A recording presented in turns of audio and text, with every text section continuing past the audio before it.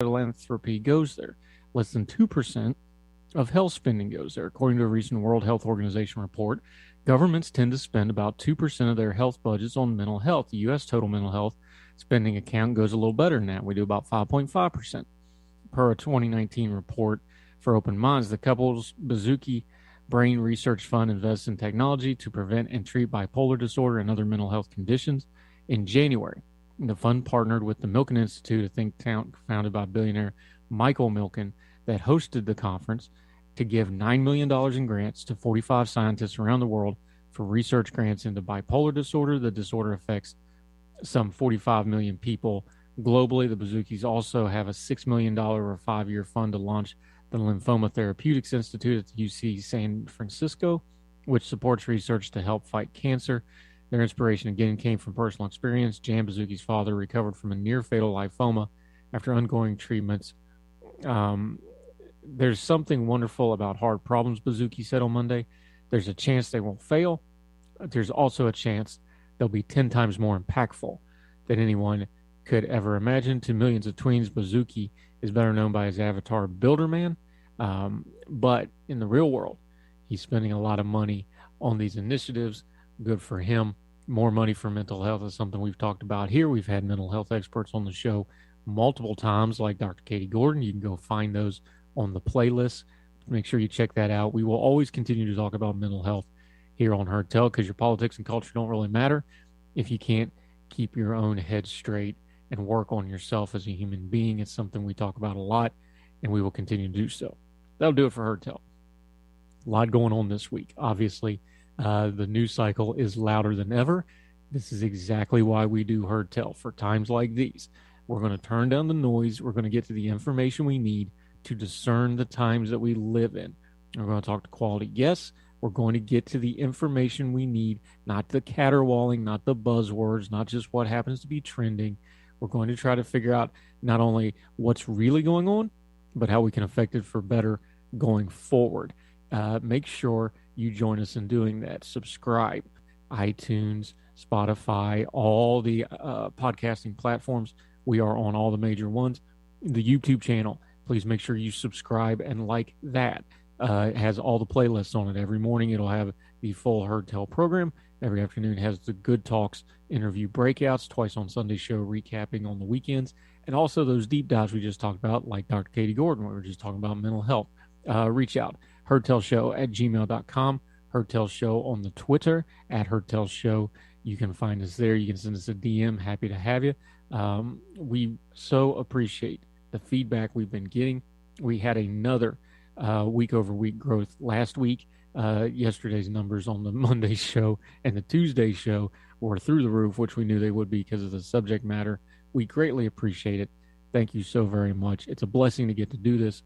There's going to be some troubling days ahead. We have into the primary season now. We're counting votes, the Supreme Court decision, obviously, things like this. We're going to get through it together, folks. This too shall pass, and we're going to keep talking about it in a grown folk way, maturely, without the yelling and screaming and hollering, right here on Heard Tell. So until you come back tomorrow, or until you listen to anything that we have offered to you, we hope you and yours are well. We hope you are well fed. We'll talk to you soon on Heard Tell. All the music on Heard Tell is provided under a Creative Content license from monstercat.com. Bringing you the best local talk radio shows, Wilmington's Big Talker 106.7 FM, WFBT, Carolina Beach.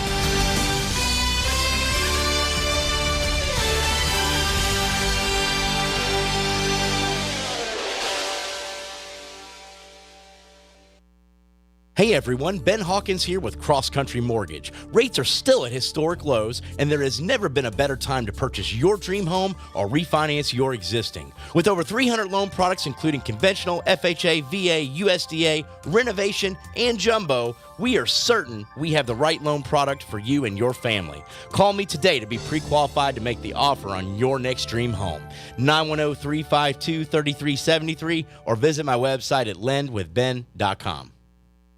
As Wilmington's leader in restorative and regenerative medicine, the Frank Institute specializes in health optimization. Simply put, we use in-depth evaluations and lab testing to determine the best treatments for each patient. So whether you're suffering from an unseen hormonal imbalance or a simple vitamin deficiency, the Frank Institute is ready to get you back to better living. Call us at 910-679-8534 or fill out our symptom survey online at frankinstitute.com.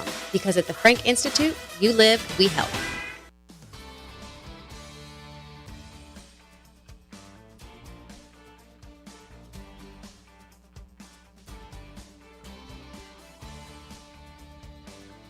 Hello, I'm Matt Bennett with WWAY News.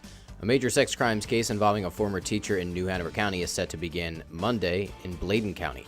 Peter Frank is accused of committing sex crimes against students from 1998 to 2019 while he worked as a band director at Roland Grice Middle School within the New Hanover County School District. Frank is charged with 29 counts of felony sex crimes against children ranging from 13 to 15 years old. His trial was moved to Bladen County due to a conflict of interest within the district attorney's office. And in Wilmington, Crime Stoppers is offering a reward for information on a deadly shooting last month. Tyshawn Deltz was killed in a shooting on North 11th Street on April 5th. Deltz was taken to the hospital where he later died. Crime Stoppers is offering a $1,000 reward for information leading to an arrest. If you know anything, you are asked to contact Wilmington Police or use the Tip 411 app. Happening this morning, North Carolina Attorney General Josh Stein will be visiting with several local leaders in the Cape Fear. He'll join New Hanover and Brunswick County leaders at Coastal Horizons in Wilmington. The Attorney General will highlight how Coastal Horizons is providing resources to help people affected by the opioid epidemic. District Attorney Ben David and Wilmington Police Chief Donnie Williams will also be in attendance. They'll talk about how the Cape Fear plans to use its allocation of the $26 billion opioid settlement funds that Attorney General Stein helped to negotiate. National Star Wars Day is today. It's a day for Star Wars fans to celebrate all things pertaining to a galaxy far, far away. It originated in Toronto in 2011 with a trivia game and costume contest. And of course, it's a play on the iconic Jedi blessing, "May the Force be with you." You can celebrate the day by showing off your best Wookiee impression on social media with the hashtag National Star Wars Day. For more on these stories, you can head over to WWAYTV3.com. I'm Matt Bennett. Have a great day. Happy Wednesday, everybody. I'm WWAY meteorologist Ramel Carpenter with your Storm Track 3 forecast. Certainly going to be feeling like early summer out there in the Cape Fear if you're away from the coast. High temperatures getting back into the upper 80s and the lower 90s. Closer to the coast, our high temperatures should crack the low 80s with a good deal of sunshine and clouds. But heading into the afternoon and evening hours, we do have a chance for a few strong to severe thunderstorms to develop. Not expecting anything widespread, but overnight tonight, our temperatures remaining mild and on the humid side, falling down into the middle and upper 60s. Get your full forecast on WWAY and WWAYTV3.com. This news and weather is brought to you by Two Men and a Truck. For your free quote, go to twomenandatruck.com. twomenandatruck.com.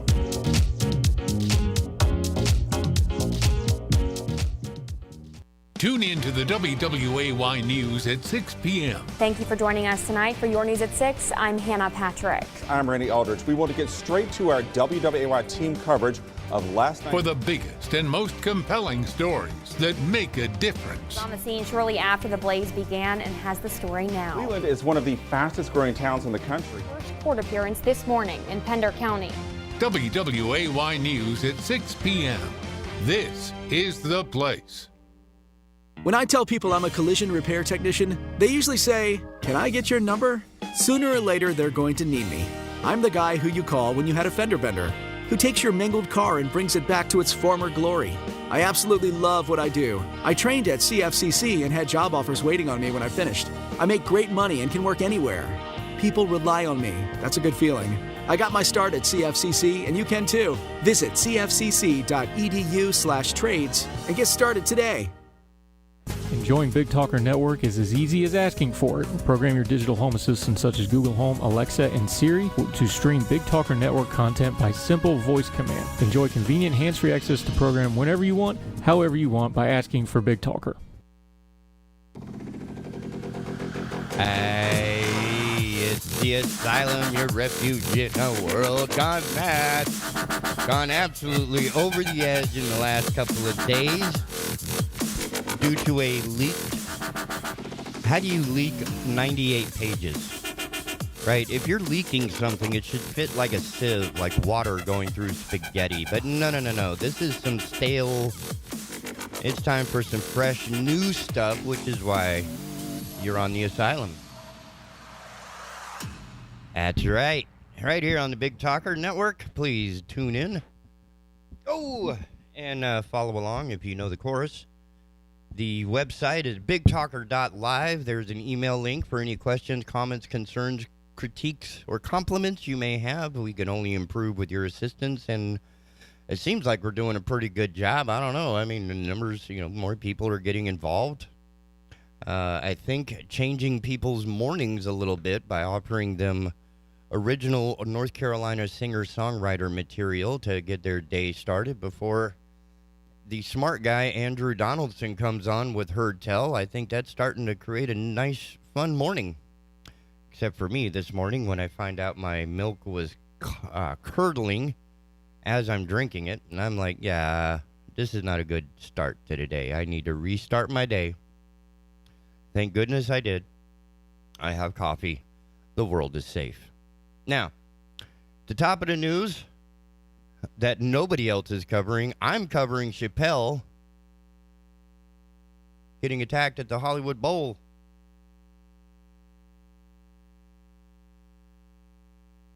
This was not a rival comedian, or, maybe it was a bad joke, but apparently the assailant had a gun-looking knife. Whatever the hell that's about, I've never seen one of these. I do not understand. It's just ridiculous.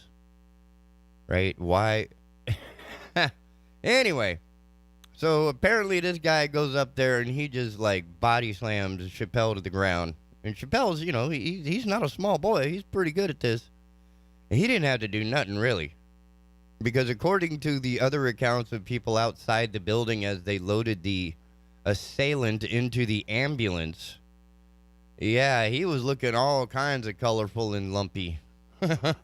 So, and of course, these are security folk. They're not necessarily police officers, right? So you can't get all upset that the guys in blue came and beat up a black guy. That's not what happened. There's a couple of private security guys. It's almost like having the Hells Angels running security at the Who concert. That was in California. I can't remember if it was Altamont or what it was, but if anybody remembers how that went, yeah, at least these guys are a little bit more controlled, that they didn't take on the entire audience. But I don't think that guy's going to be running on stage anytime soon. And I, for one, support that. Right? I mean, security should be allowed to completely floor anybody who tries to attack a performer during their show. I mean, man. The first thing you have to know about performing is that it's already a very vulnerable position, right? You're doing your show, you're in your groove, you're working with what people can't see that you see, right? Like when I'm performing, I'm seeing this cascade or this, I don't even know how to describe it. It's almost like a flowing artwork that I know where I am and I know where everybody else is and I know what I'm listening for. So when something changes of what I'm listening for to what I'm reading in my head, which is basically the chord chart, and then I can respond to that. But all of it is because I know that I am safe from any sort of physical attack. If I was attacked by a dangerous tomato, then yeah, that would throw me a little off my game. I might need a moment to, regroup and continue on, which is exactly what Chappelle did. He came back later. What's funny, Chris Rock was on that same show, and he's busting jokes about what happened at the Oscars before Chappelle was attacked. So I'm wondering if this wasn't like, I'll give you $5. Anyway, no comedian is safe anymore in the 21st century. So, watch your jokes, man. Can't make a joke anymore. Even the dirty jokes, horse fell in the mud. All the equestrian supporters are going to go bonkers. Oh, my God, what'd you do to that horse? Ugh. Yeah, the 21st century is not shaping up to be the best for our species. I don't know if that's part of the game, part of the story or not.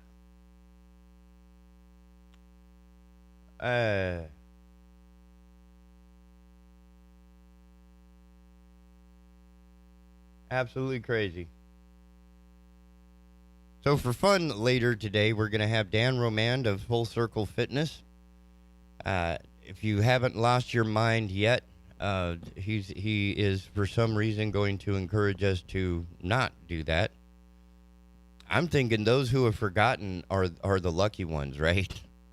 The ones who have succumbed to madness are the lucky ones, because they don't have to realize how crazy this business with Disney and DeSantis is. How crazy this... It's not even the ruling that people should be paying attention to, right? The fact that somebody leaked a document that was 4 months old, 3 months old, and had already been superseded and was basically a dead piece of paper, right? That's like the first draft of your check, and if you misspell the guy's name, you have to void the check and rewrite it. Well, that's kind of what they're doing. This was the first draft released 3 months ago, and for some reason, everybody's all excited about some expired stuff. It's expired, like milk. Just throw it out and move on. Wait until we know what the hell's going on. Everybody burning up and blowing up the streets, and protesters within minutes of that leak. You knew, and I bet those protesters knew the leak was coming. Otherwise, they wouldn't have already been armed and dressed and loaded for bear, ready to go. Too much about this is just too damn hinky to not be planned or something.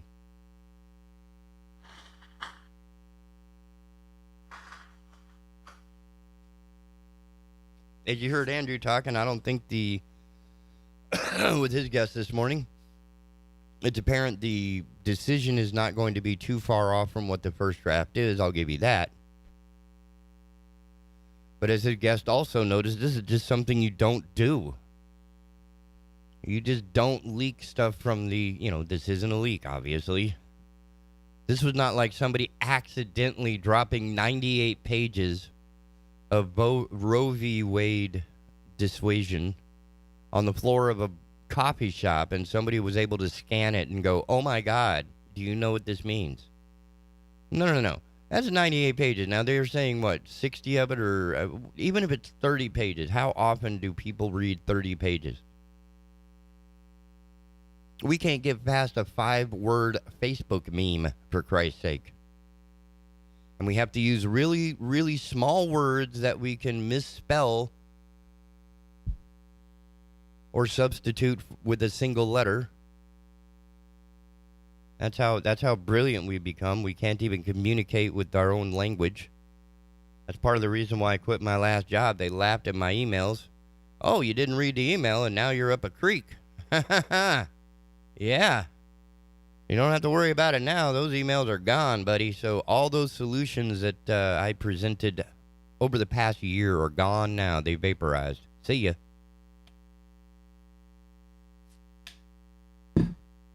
And had they been paying attention, they would have noticed last night on the wonderful program called All Things Brunswick. They had the Brunswick County Women's Republican Women's BCRW, I think. They also had the Teenage Republicans. And that part was all cool, I guess. The part that was really cool, besides the fact that, somebody sandbagged me with bad batteries, it was a 3-camera shoot in the middle of Bolivia, not one drop frame. It's amazing what happens when they let me in. And they're brave. I will give them that. Because I went down to the Brunswick GOP headquarters and I looked at the office and I said, hey, that just doesn't look right. Yeah, and after a couple of weeks, because it's not, it's like going into somebody else's house and rearranging their furniture. It's just not, it's like leaking documents from the Supreme Court. It's just not something you do. You ask for permission at this point. And I'm like, look, this isn't working, and I don't know who else isn't. Do you mind if I give it a shot? No, go ahead. So I went in there, and there was another guy in there, and he and I were chatting through the whole thing, and he's like, oh, my God, that just looks like a mess. And I started extracting stuff that's not even plugged in. They had set the desk directly on top of the cables, and the power, they have one of those beefy backup power supply things, and the entire weight of the desk is balancing on that. So all of the power adapters for the modems and the monitors, they're getting crushed by the full weight of the desk, the monitor, the phone, the computer. Everything that was on that desk was smashing just about every cable under there. So I pulled out about 5 dead cables and a bunch of gear that hadn't been used since Prohibition. Yeah, now it works absolutely wonderful. I had 3 cameras out there slamming. And, of course, everything that I brought to the game was working. Then suddenly it's like, oh, hey, why is my... Oh, batteries. Yeah, I've never... I don't use these mics. That's part of the house. Yeah, and that was fun. That was the only caveat to the whole thing. That and the fact that nobody wants to talk into a microphone. There's like this magic where if you talk, the microphone will find you. That's not how it works. You have to talk into the microphone, especially if I have speakers in the same room. You got to work with me, man. My magic only goes so far. You got to step into the mic. If you turn your head, the microphone is now listening to your cheek, and your cheek does not make a lot of noise. I'll just let you know now. But the production, man, that was a lot of fun. A little crazy because it's a one-man band. I have nobody helping me, mainly because I just don't trust anyone. That's all there is to it. I bought this stuff, my gear. If you let me show you how you can help me, otherwise just go get a drink. I'll be done in a minute. But we are expanding our production capabilities. Next week on the All Things Brunswick, we will have 5 people on the days, however you pronounce it. And that'll be a 3-camera shoot, and the 3 guests with 2 moderators. The 3 guests are the chairpersons of the Brunswick, Pender, and New Hanover counties. Look for some new shows coming up. Because I'm sure these folk in the other counties, including my own, which will be a conversation for another month, all have similar issues facing them. Much like we discovered from Holden Beach. Boom, suddenly they're charging per parking. And wow, found revenue. So don't tell me it's free beach access. Go to hell. There is no more free beach access anywhere along eastern North Carolina coast. Thank you very much.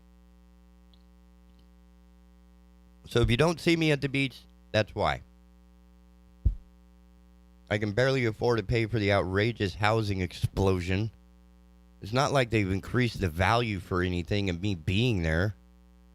Right? If I go to your beach and pay to park, there better not be a bottle cap or a face mask anywhere. That thing better be flat, polished, shiny. Not like Carolina Beach is like bombed out Baghdad parking lot in there. They just raised the building and left all the debris right there, and that's what you're parking on. I mean, it bottoms out my car. And I'm not driving anything fancy. But holy cow. So, yeah, they're trying to fix that. No, they're making it worse. A lot of this is just getting worse. Woo! The fact that I got my coffee, nearly an hour late is part of the reason why I'm still bent. Ready to tear into people. Don't even know where to go with the stories right now. I have guests coming up in about 10 minutes. One of which is going to, Dan Roman. I worked with him last night. He's got some interesting insights into some new fitness. Well, it's not new, I don't think. I mean, here's what's interesting is that now we have to go do fitness stuff when it used to be our day-to-day work was fitness. I mean, we've just ruined ourselves as a species, right? I mean, a lot of people have tripped that, when they find out how old I am, and they're like, man, why don't you look like a older guy with, the gut over the belt? I'm too busy. Right? My work, any gig that I do is basically a 4-hour jazzercise event. loading the car, unloading the car, setting it up, running it, tearing it down, loading the car, unloading the car, putting it away, and driving home. There's a whole lot of lifting and pushing and throwing and turning and bending and squatting and breathing and running and bending and squatting. Yeah. So I'm getting a lot of exercise in my day-to-day life. If you're sitting on your butt in front of a computer clicky, and that's your job, yeah. You might run into what's called sedentary issues, okay? Like sediment at the bottom of a river that just settles there.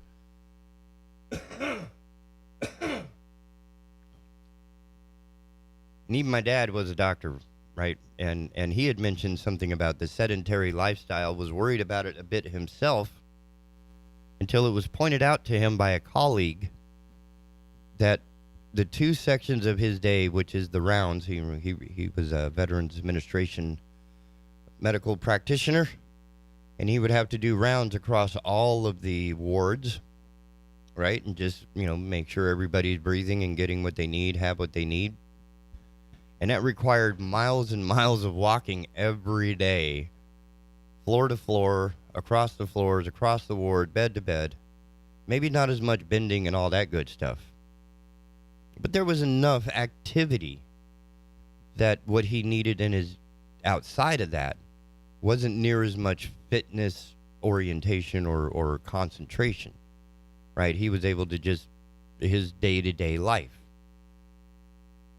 Of course, the tumbler curls or low ball curls, depending on what you want to call them. The man was always lifting something to his lips. And, the yard work, that sort of thing.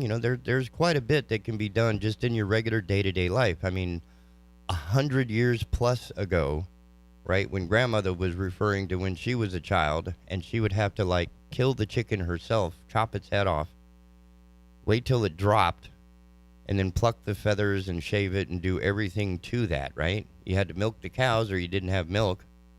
There was actual physical involvement in just the day-to-day activities before you went and did whatever job you did, if you had a job. Otherwise, your job was tending the land so you had something to eat. Or you had something to trade to your neighbor for something to eat. So our whole world was, and I think that's another interesting, I watch a lot of videos from around the planet, and I've noticed that in a lot of countries where the people are actually working, there's a mentality, I think, it's almost like a more natural instinct as animals have, right? Going back to the story of the McDonald's found in the wall, there have been times people have thrown McDonald's out on the yard, out in the side of the road for the wildlife, and they're like, I don't want that. Instinctively, they know what's not good for them. Other countries seem to have, a lot of other cultures, I should say, have seemed to have figured this out. They have some sort of natural symbiont relationship with that which is around them, whether it's their housing, their food, their lifestyle, etc., etc. It seems that America is unique in its rise in rank for obesity, morbid obesity, regular obesity, obesity light, whatever you want to call it. But as a culture, this is a trend that's just not a good one.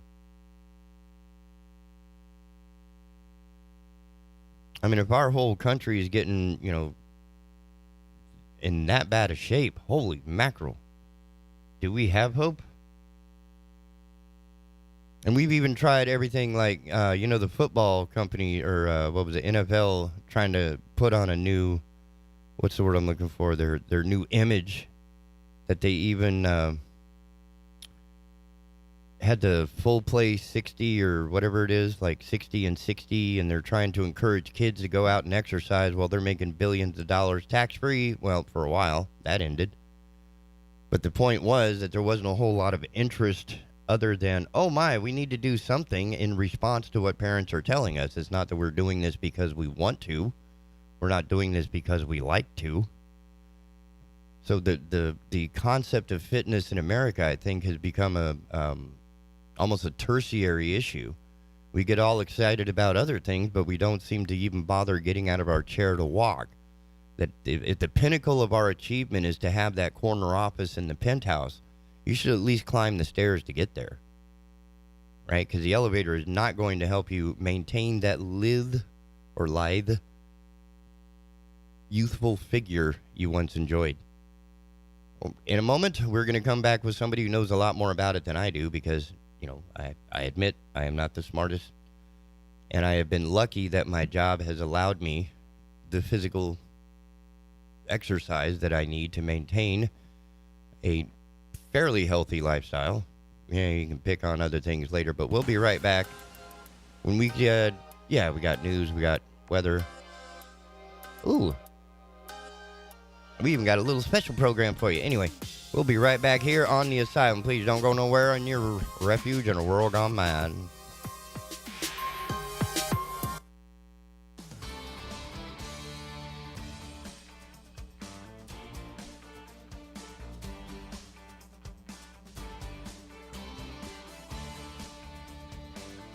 Hello, I'm Matt Bennett with WWAY News. A major sex crimes case involving a former teacher in New Hanover County is set to begin Monday in Bladen County. Peter Frank is accused of committing sex crimes against students from 1998 to 2019 while he worked as a band director at Roland Grice Middle School within the New Hanover County School District. Frank is charged with 29 counts of felony sex crimes against children ranging from 13 to 15 years old. His trial was moved to Bladen County due to a conflict of interest within the district attorney's office. And in Wilmington, Crime Stoppers is offering a reward for information on a deadly shooting last month. Tyshawn Deltz was killed in a shooting on North 11th Street on April 5th. Deltz was taken to the hospital where he later died. Crime Stoppers is offering a $1,000 reward for information leading to an arrest. If you know anything, you are asked to contact Wilmington Police or use the Tip 411 app. Happening this morning, North Carolina Attorney General Josh Stein will be visiting with several local leaders in the Cape Fear. He'll join New Hanover and Brunswick County leaders at Coastal Horizons in Wilmington. The Attorney General will highlight how Coastal Horizons is providing resources to help people affected by the opioid epidemic. District Attorney Ben David and Wilmington Police Chief Donnie Williams will also be in attendance. They'll talk about how the Cape Fear plans to use its allocation of the $26 billion opioid settlement funds that Attorney General Stein helped to negotiate. National Star Wars Day is today. It's a day for Star Wars fans to celebrate all things pertaining to a galaxy far, far away. It originated in Toronto in 2011 with a trivia game and costume contest. And of course, it's a play on the iconic Jedi blessing, "May the Force be with you." You can celebrate the day by showing off your best Wookiee impression on social media with the hashtag National Star Wars Day. For more on these stories, you can head over to WWAYTV3.com. I'm Matt Bennett. Have a great day. Happy Wednesday, everybody. I'm WWAY meteorologist Ramel Carpenter with your Storm Track 3 forecast. Certainly going to be feeling like early summer out there in the Cape Fear if you're away from the coast. High temperatures getting back into the upper 80s and the lower 90s. Closer to the coast, our high temperatures should crack the low 80s with a good deal of sunshine and clouds. But heading into the afternoon and evening hours, we do have a chance for a few strong to severe thunderstorms to develop. Not expecting anything widespread, but overnight tonight, our temperatures remaining mild and on the humid side, falling down into the middle and upper 60s. Get your full forecast on WWAY and WWAYTV3.com. This news and weather is brought to you by 2 Men and a Truck. For your free quote, go to 2menandatruck.com. 2menandatruck.com.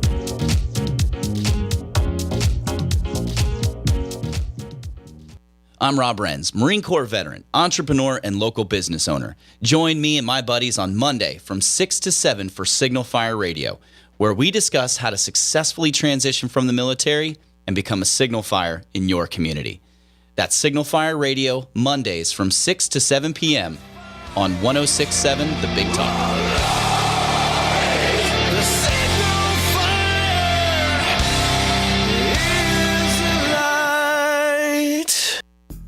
Hi, this is Justin Humphreys from the Humphreys Law Firm on Eastwood Road. Tune in Thursdays from 6 to 7 p.m. for Objection to the Form, covering civil litigation, real estate issues, and intellectual property. That's Objection to the Form, Thursdays 6 to 7 p.m. right here on the Big Talker 106.7 FM. My husband had a gun. Him and his friends would go shooting. The ammunition, unfortunately, was not stored separately. In a million years, we never thought that Emily could. There's a hole in our family that can never, ever be filled. 63 Americans a day die by gun suicide.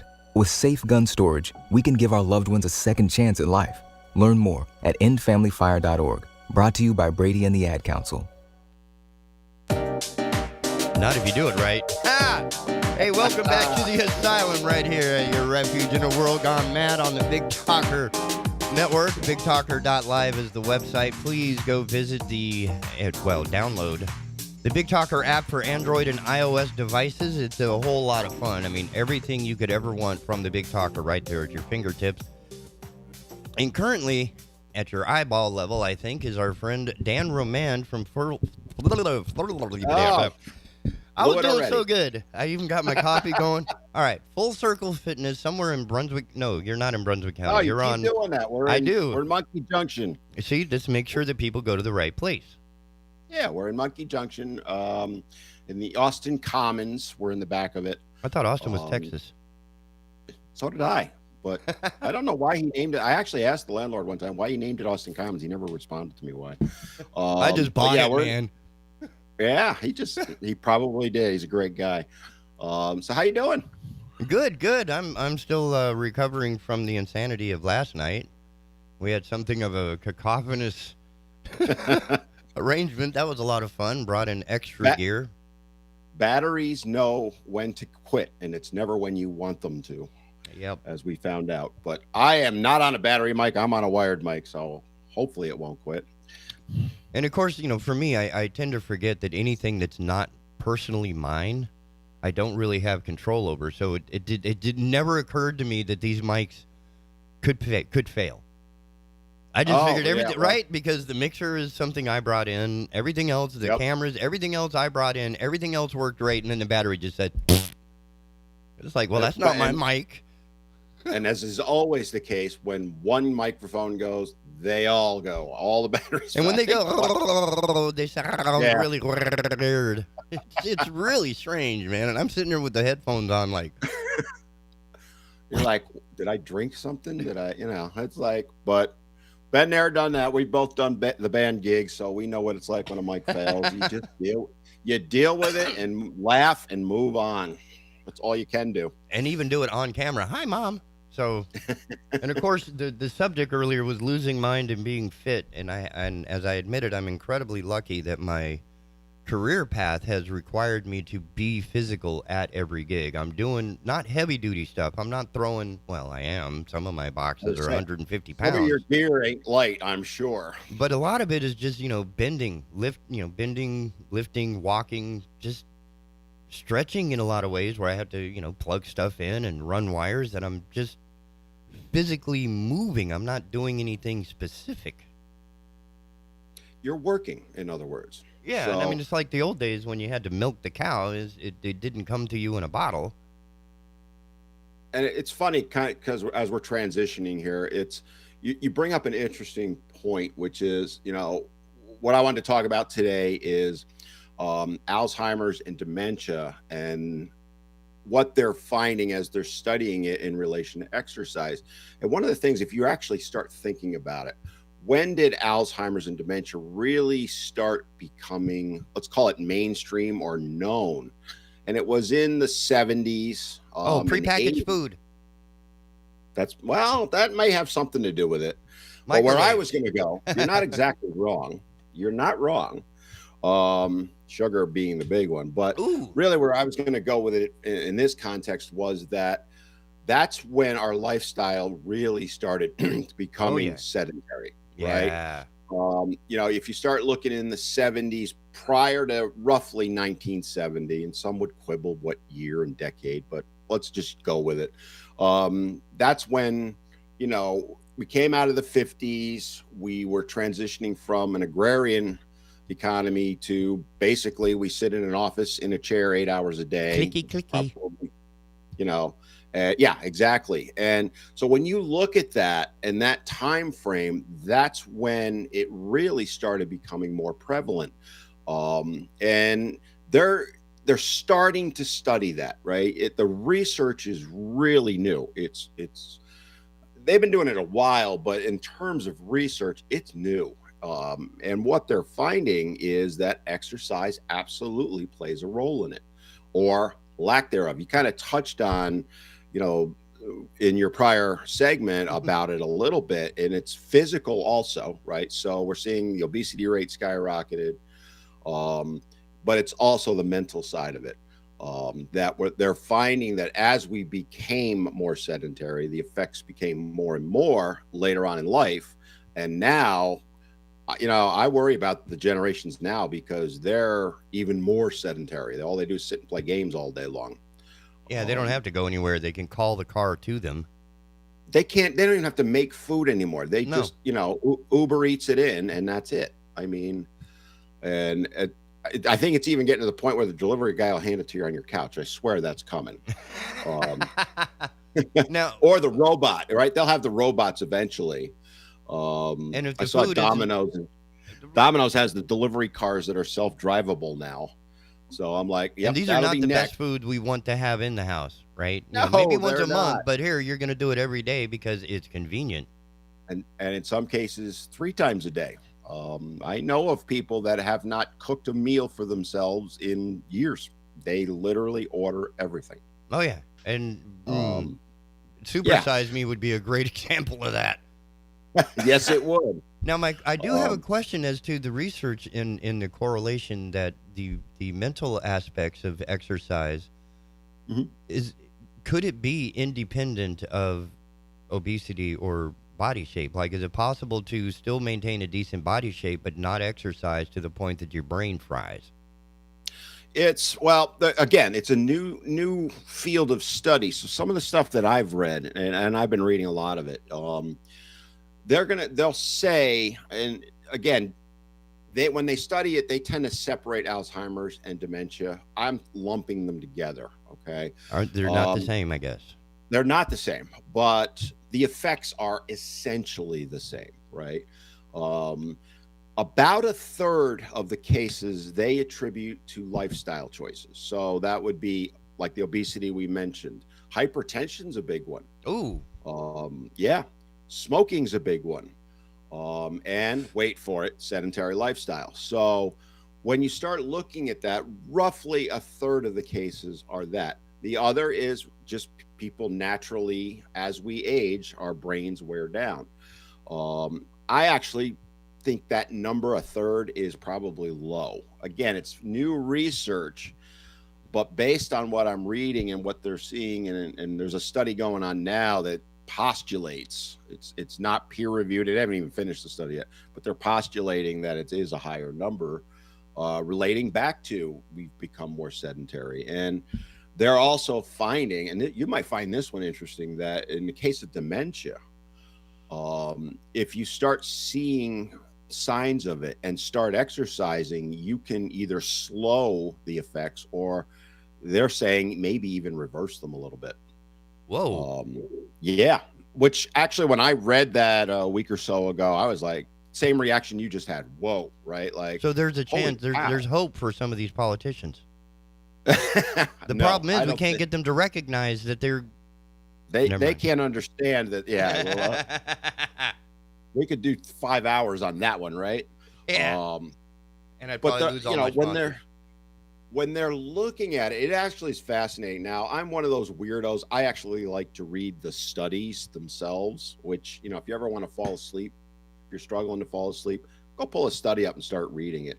They're about as dry as you could possibly be with a writing. But, when I go to get my information, I go to the studies themselves, because when the media gets their hands on it, It's you going know, to I get always super relate back. simplified. Yeah, you remember the old red wine is better than going to the gym study that came out about, I don't know, it's probably about 10 years ago now. I'm glad If I you missed that one. Yeah, if you actually read the study, it says at the very end, this is not to say that drinking red wine means you don't have to go to the gym. In fact, it's just the opposite. It was funny. But the media never said that because, they want everybody to think you should be drinking red wine. We got a lot of grapes we got to move, ladies and gentlemen. Think about it. What does the media care about? Not the truth. It's clicks and eyeballs, as I'm sure you know. So Money. Exactly. Truth, we're not going to worry about that. But, as they're finding in these studies, the benefits physically to the brain are also there. So one of the things that's affected as you get Alzheimer's and dementia is the pathways in your brain, right? The neural transmitters. And I'm not a doctor, let me state that. I'm probably way oversimplifying this, but the average person doesn't care about the technical stuff, right?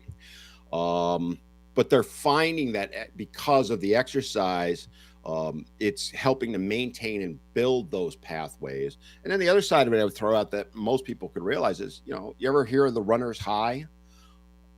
Yeah. So you feel good after you exercise. Well, that's your brain releasing, I call them endorphins instead of endorphins, because I just think it's better.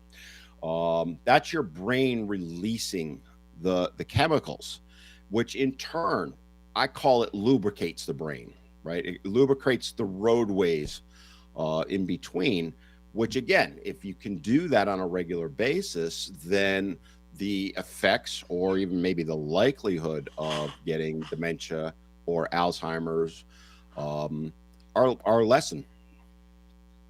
That's wild. But it makes some sense, even with music and other mentally intense activities, that the neural pathways are strengthened along those lines. Oh, I think, we're both musicians. I think, I play guitar.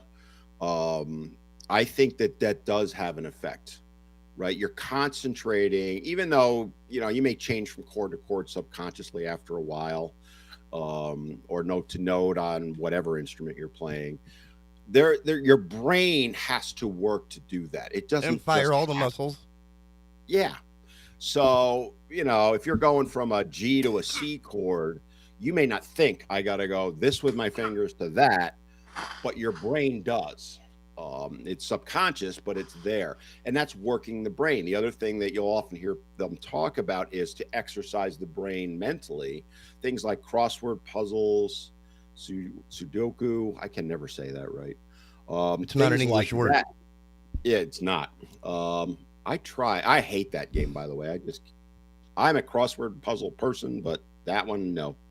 But they also find there's a correlation with that. The more you do of that, especially when you're over 50, the better off your brain is, right? It's Netflix and chill is the worst thing you can do, not just for your body, but your brain, right?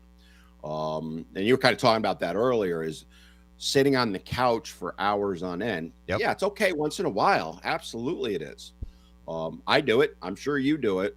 But when most people, what they do is they do it day after day, week after week. They found their happy place. That is their happy place, but it ends up backfiring on them in the long run. Not just physically, as we talk about, but mentally. And, it's just kind of interesting how they're finding that. I remember in the 70s, I had an aunt who, it was known as being forgetful. She was just forgetful. And now that I look back on it, whether she had Alzheimer's or dementia, I don't know. I'm not qualified to speak on that, but she had one or the other or something similar. And, it was a rapid deterioration for her. At the time, she was mid 70s, somewhere in there. And from that onset, we would find her outside, like just outside. No idea what she was doing, where she was. And it was sad. And we had to watch over her. She didn't drive, thank God, because if she had, God knows what she would have done. But from when we started really noticing that, I don't think it was 18 months before she passed. I mean, it was that fast for her, which is sad, and she was highly intelligent, outgoing. Her whole personality changed. Very withdrawn, very quiet. And, my fear is, because there's other members of my family that have it, my fear is that I will eventually get it. And that's why I focus so much on my exercise. It's also to feel better physically, but a lot of it is mental. And it was part of your lifestyle from childhood school, right?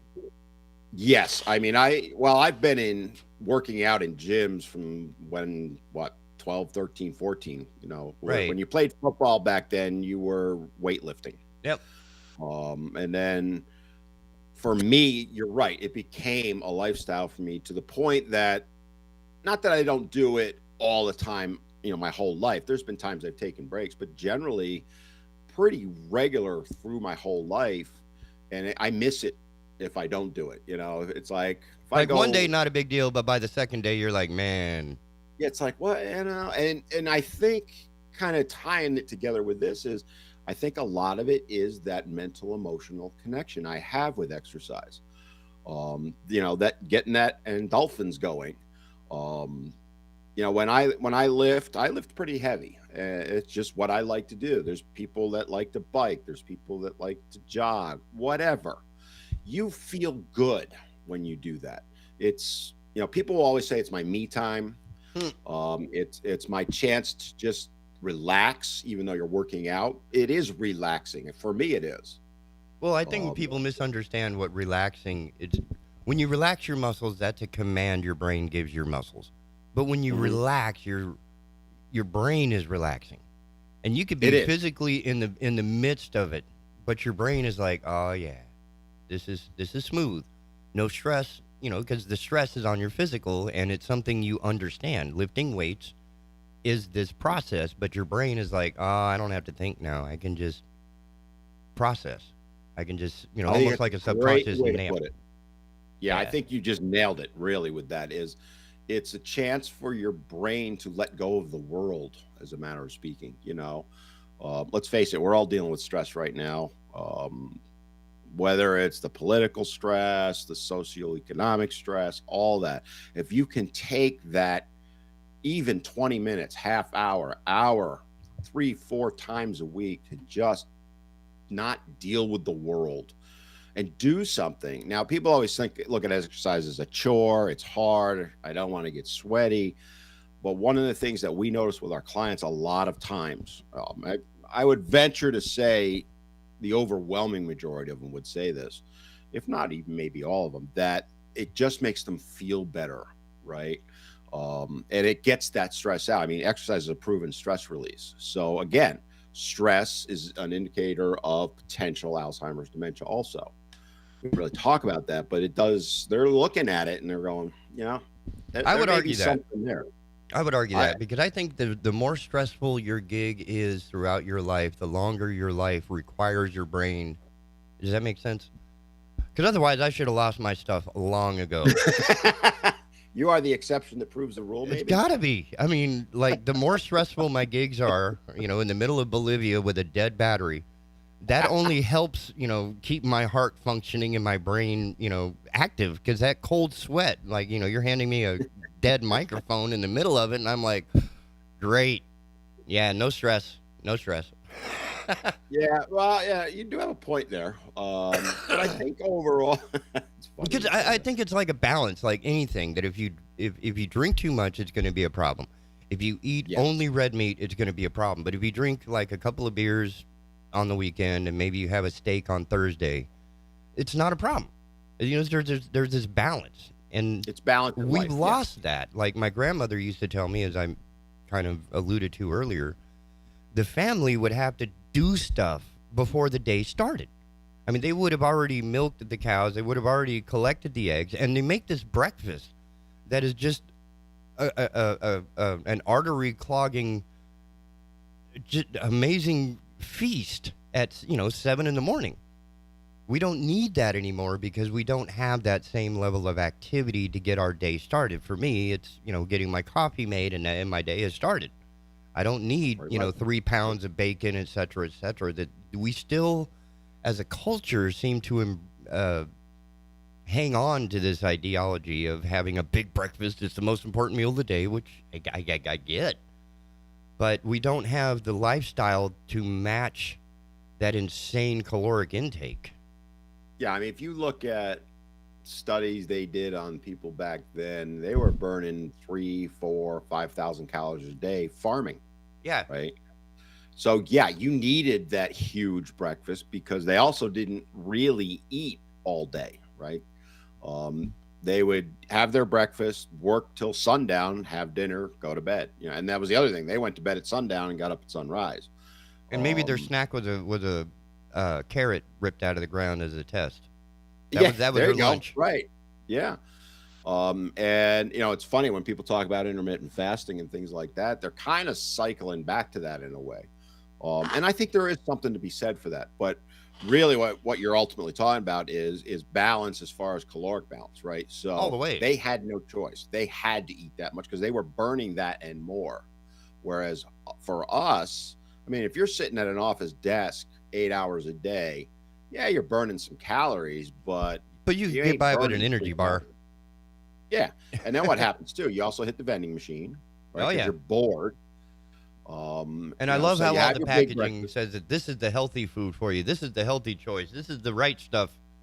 And it's like, if you have a logo, it's not good for you. I always say if it's got an ingredient list of more than one, look at it. And if it's An something you apple can't has one pronounce. ingredient, an apple, you know. But it's funny because you just kind of touch on something you just brought up. I've worked with corporations, like my wife and I do corporate wellness gigs. So we'll go in, we might run exercise classes, we'll do seminars on, say, stress or how to sleep better and stuff like that. But one of the other things we'll often do is talk about nutrition, right? And it's not uncommon for the HR departments to say to us, well, we brought in healthy snacks. No one bought them. And I actually, a place I worked at roughly 20 years ago, they did that, right? So we had, I don't know, 3-4 vending machines there. They took one and turned it into a healthy one. And I kind of kept my eye on it, but I talked to the vendor that filled it, and he's like, yeah, we're losing money on this one. Just like McDonald's, we offer the salad, but we make money on the burger. Yeah. So I mean, it had healthier options. It had fruit. It had different things. And it was an option, not mandatory. It was an option. Exactly. And But if you care, then it will be important to you. But if you don't care, you're going to walk right by it and buy the next logo. And they would go to, I think one of the candy bars, I forget which one, was like the biggest seller in the machines that he had. And it was just funny. I remember having that discussion with him, and it lasted like 3 months. So, you know, because people want that highly processed food, sugary one, because it gives them that dopamine lift. Oh, it's manufactured to satisfy your face, not your body. It's manufactured to trick your brain to want more of it. That too. Oh, yeah. The whole fast food industry is based on that. You know, there's a reason why a Big Mac tastes the same everywhere in the United States, frankly, everywhere in the world, right? That's not natural. Food should not taste the same as you go from one area to another. You know, there's differences in soil, there's differences in the way it's grown, and so on and so forth. That affects the flavor. Yet I've had Big Macs in other countries and across the United States. They've all tasted exactly the same. And well, I just got to say, that's a manufactured food. The only reason why I eat at McDonald's is to make sure that my body can handle the unknown. I do it like once every 2 or 3 months just to make sure that I can still handle toxins. Yeah. Well, did you end up in the bathroom shortly thereafter? Well, as I get older, my processing is much quicker, and coffee is certainly a exciter for that type of activity. But yeah, I'm all right so far. I'm adapting pretty good. What I have found is, because I don't eat a lot of those, well, I can't even tell you the last time I ate at a McDonald's. But the last time I did, I do remember I ended up in the bathroom like within minutes, because my body just went, what the hell is this? And wanted to get rid of it as fast as it could, you know? But you again, have ingested poison. It is. And that's kind of, you know, you talked about it earlier. Nutrition plays a part with Alzheimer's and dementia also. If you feed your body a bunch of crap, it's going to deteriorate, not just the physical part, you know, below your neck, but the physical part above your neck. Your brain is an organ. It needs to be fed properly. Don't feed it properly, it's no different than, you know, an alcoholic destroying their liver. It really isn't. And people don't want to hear that. I will tell you, I've told people that, and the looks I get would, you know, melt glass, but that is the reality. And it's not getting any better with ignoring it, right? Right. It's well, you kind of mentioned it earlier before I came on about how nobody's talking about this, right? If you look back during the pandemic, it was all go get your shots and all that. Okay, fine.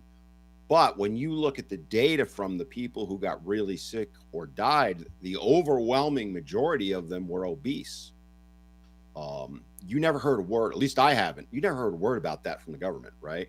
Why wasn't Fauci or whomever saying, hey, maybe you should be exercising, maybe you should be looking at what you eat, because if you don't, your chances of getting or dying from COVID are much higher. And that's a direct correlation. That data is out there. It's not hidden. You just get, well, it's hidden, but you got to go and look for it, but it's there. That's not up for debate. And that to me was a synopsis of where the government's at as far as our true health, because they're focused on, let's be honest, pushing pills, right? Yeah. The pharmaceutical industry. Why cure a person when you need a patient? Right. And if you look at the medical industry, and there's a lot of good doctors out there. I'm not trying to pick on doctors in particular, but doctors are trained to make you better. They're trained to fix a particular problem. They're not really focused on preventing that problem from happening in the first place. They'll tell you to diet and exercise, but they're not really pushing it. And look at the insurance industry. Insurance and pharma, I think, are of greater guilt than the doctors. I think it's all comes together. I think it's all one massive thing, right? Whatever you want to call it, where that's where the focus is. How can we generate money?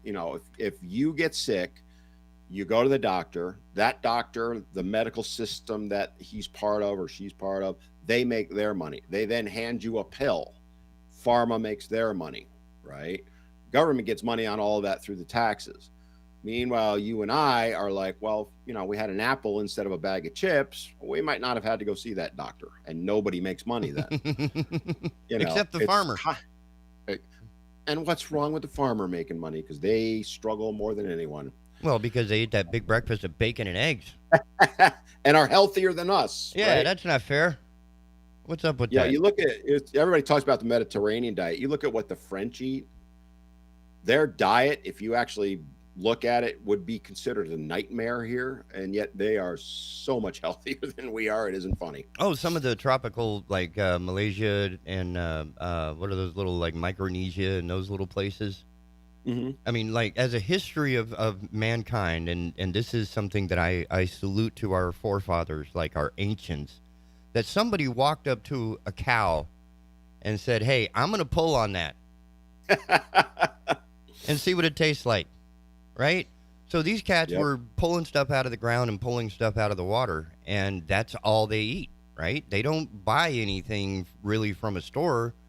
They trade their bread for some fish or some, they have their own little market deal, which is way more connected to the earth. It is. And that's one of the things, and this is one of the things I enjoyed about doing my show, Secrets of Coastal Chefs, which I hope to bring back, is I would go visit a lot of the restaurants in the area. Mm-hmm. One of the interviews, I was doing an interview with the chef early in the morning. He got a phone call during the interview from the fisherman who's coming in saying, hey, I've got this tuna. It's, like 50-something pounds. Do you want it? And literally left the interview to walk down the end of the street to get his fresh tuna that was still flapping when he brought it into the kitchen. Right? So the freshness in some places can still be had. But as far as the manufacturing and, the processing and the you would say mass media, it's the same type of consumption. Slap a logo on it, make some pretty colors out of it, have somebody cute and famous come along and say how wonderful it is, even though they probably would never touch it themselves. And boom, you now have a whole new product that's, it's the healthiest sport drink there is. And I read the ingredients on it and I'm like, wow, this reads like a chemistry lab. Yeah, you have to have a degree in chemistry to understand what a lot of them are. And I kind of have knowledge on that. And I look at some of them, I go, I have no idea what that is. And then I'll go Google it to find out. It happened to me not too long ago where I'm looking at an ingredient list and I'm going, I have never heard of this. And what it was a preservative, but I never seen it before. And, but it speaks to your point, right? They're trying to preserve food because they manufactured it. Yep, and they need it to stay on the shelf because it's going to sit in that vending machine for months because nobody's going to buy it because it's a healthy choice. Yeah, it's made at their factory. It gets put on a truck. The truck has to cart it all over the place in the heat, by the way. Then it goes into the store. It goes into their warehouse, and then from there to the shelf, then to your house. A friend of mine, when I was in a gospel band back in the Indiana, Louisville area, Louisville, Jeffersonville, his day gig was making McDonald's breakfasts. And they would crank out like 10 or 15,000 breakfasts in one shift. Right? So the Grand Slam Egg McMuffin and those things were made a week ago. And then because flash frozen, thrown in a box. I was just saying they're freezing them now, And then ship them to your thing, and then they steam heat it so you can have breakfast. Yeah, and back in the day, because I started out at McDonald's at 16 years old, 1979, we made that stuff. Yeah, right? But that became too much work and required too much. It required too much attention on behalf of the teenagers, right? To not burn the eggs and etc. We can eliminate that by putting it into a massive, 5,000 gallon vat and cook all the eggs at once, and cut them out with this machine. It's insane. It's scary though. I mean, it might be sterile. It might be all that, health. All that is, fine. But by the time you're done running whatever proteins you brought in the front door, going out the back door, there's nothing left. Yeah. Well, I think the day will eventually come where we'll be like Star Trek, where we'll walk up to a machine and order something and it'll manufacture it right there in front of us. And I think it's going to be more like the Matrix, where it just spits out this amino acid gloop that's the perfect balance of everything you need, and all you do is slurp it down like a bad oyster. Yeah, you're probably not too far from I mean, why bother chewing anymore? We're going to make life easy for you. Here, you can just drink all the food you need. And they're already started with that, with all those energy gels and stuff. So you're not, you know what? You're right. You're right. It don't promote a solid bowel movement. Just to let you know, you're going to need to go to McDonald's at least once or twice just to keep you on. Just to get those chemicals to keep you honest. Yeah. So. Well, Dan, it's been an absolute blast. I need to run some commercials before everybody else gets upset with me. All right, my friend. Thank you for having me on again, and I'll see you next week. It's been an absolute blast. I will see you next Tuesday and next Wednesday. How's that? Sounds good, my friend. Ladies and gentlemen, as the day is progressing, thank you again to Dan Romand of Full Circle Fitness. That is not in Brunswick County. It's in Monkey Junction. I'll eventually get that right. The more I say it, the more I'll remember it. Ladies and gentlemen, we'll be right back at the Asylum, your refuge in a world gone mad, right after this break. Keeping Wilmington informed. The Big Talker 106.7 FM WFBT, Carolina Beach. I'm a construction superintendent working on a new housing project in the area. I've always loved being a part of a construction crew, watching the plans come to life. But I wanted more. I went to CFCC and trained in construction management technology. Now my skills allow me to have the life I once dreamed of. I make great money and can get a job anywhere. I got my start at CFCC, and you can too. Visit cfcc.edu/trades and get started today. I'm State Farm Agent Rob Renz, and I want to help you get to a better state. We are one of the fastest growing and most reviewed insurance agencies in Wilmington. That's because our customers love the personalized attention that we give to you. Let us help you get to a better state by visiting our website at ilminsurance.com. That's ilminsurance.com. Like a good neighbor, State Farm is there.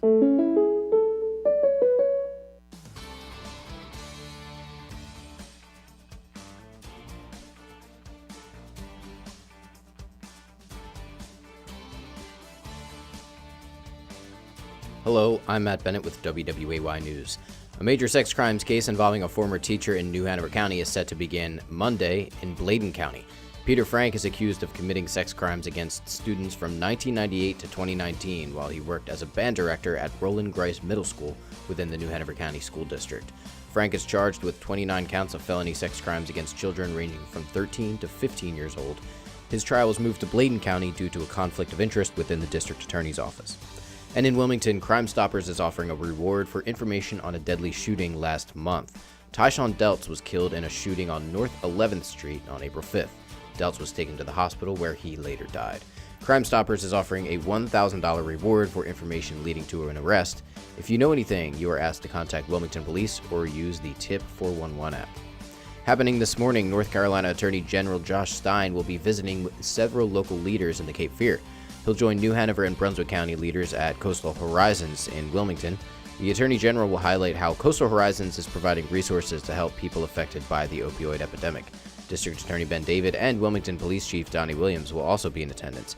They'll talk about how the Cape Fear plans to use its allocation of the $26 billion opioid settlement funds that Attorney General Stein helped to negotiate. National Star Wars Day is today. It's a day for Star Wars fans to celebrate all things pertaining to a galaxy far, far away. It originated in Toronto in 2011 with a trivia game and costume contest. And of course, it's a play on the iconic Jedi blessing, "May the Force be with you." You can celebrate the day by showing off your best Wookiee impression on social media with the hashtag National Star Wars Day. For more on these stories, you can head over to WWAYTV3.com. I'm Matt Bennett. Have a great day. Happy Wednesday, everybody. I'm WWAY meteorologist Ramel Carpenter with the Storm Track 3 forecast. Certainly going to be feeling like early summer out there in the Cape Fear if you're away from the coast. High temperatures getting back into the upper 80s and the lower 90s. Closer to the coast, our high temperatures should crack the low 80s with a good deal of sunshine and clouds. But heading into the afternoon and evening hours, we do have a chance for a few strong to severe thunderstorms to develop. Not expecting anything widespread, but overnight tonight, our temperatures remaining mild and on the humid side, falling down into the middle and upper 60s. Get your full forecast on WWAY and WWAYTV3.com. This news and weather is brought to you by 2 Men and a Truck. For your free quote, go to 2menandatruck.com. 2menandatruck.com.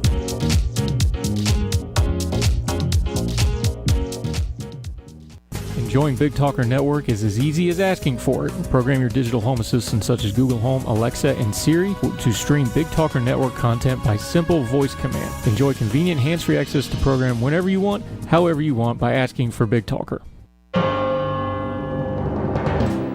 Hi, I'm Eric, a student at Hillsdale College. Here is President of Hillsdale College, Dr. Larry Arnn, on natural rights versus entitlements. America was founded on the idea that human beings are born with natural rights, such as the rights to life, liberty, and property. A person who holds this view of rights makes no demands on others except that they respect those rights. Today, however, many Americans talk about rights to a college education, state-of-the-art medical care, and even birth control pills. These are rights understood as entitlements, and a person who holds this view of rights, far from making no demands on other people, is making claims on other people's money and resources. This understanding of rights not only sets citizens against each other, but it undermines the whole idea of natural rights. This Constitution Minute was brought to you by Hillsdale College. To receive a free pocket Constitution and Declaration, go to constitutionminute.com. Hey, welcome back to the Asylum, your refuge in a world gone mad. As promised, our special guest, Dr. Larry Cahoon from the Cape Fear Riverwatch is here, and he's quite on a mission. Apparently, we have a large breakfast gala coming up, and it's an educational opportunity to get past... let me try that again. To get past what you might have read in the media and get to the truth by the people who know what the hell they're talking about. Good morning, Dr. Cahoon. Welcome. Good morning. So I was trying to pitch it, and I just, again, the coffee hasn't quite settled in yet, but there's quite a bit happening right now, isn't there, with the, you have an event coming up, and I'm trying to put it into words. What happened? What's going on? That's right. Riverwatch does a regular program called First Saturday Seminars, and the first Saturday of each month, we try to have a seminar program in which local experts talk about some relevant local topic. And this coming Saturday, we have two folks from Riverwatch who will be talking about plastics pollution. And, plastics are often discarded and otherwise dumped into local waters, and they cause various problems. And so they're going to How can they cause a problem? All about... I mean, they just float away, and we never see them again. It's not a problem. Unless you know where to look, which is any place you look with your eyes wide open, right? Walk along a local waterway, you'll see all kinds of stuff floating there. You'll never see a face mask floating in the debris.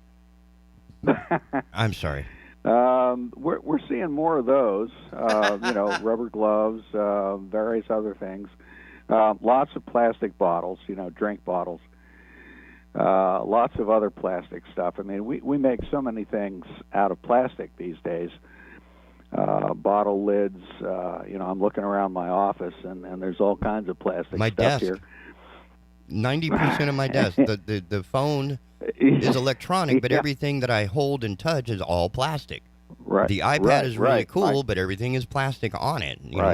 My coffee cup here, which I will not throw away because it's my lifeline, is made out of plastic.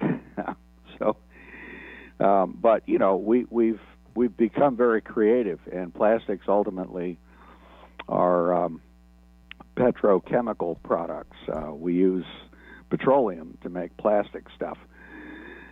Most plastics are polymers, that is, they're long chains of repeating molecules, and we've figured out over the years how to make some really cool ones. Some of it's accidental, back in the day, around they in went a in the lab. Yeah, they mix different things together, and if come it doesn't back explode, the next it day might and- be useful. Yeah, that's right. Here's something that's real gooey and holds together and can be molded and then hardens, and that has some utility. And it was just a matter of getting clever about it. There's a famous scene in the old movie The Graduate where Dustin Hoffman, this kid who's just finished college, is back home after graduation, and one of his family friends comes up to him and says, one word, plastics. And this, of course, is filmed, to come across as the early 60s, right? When, right.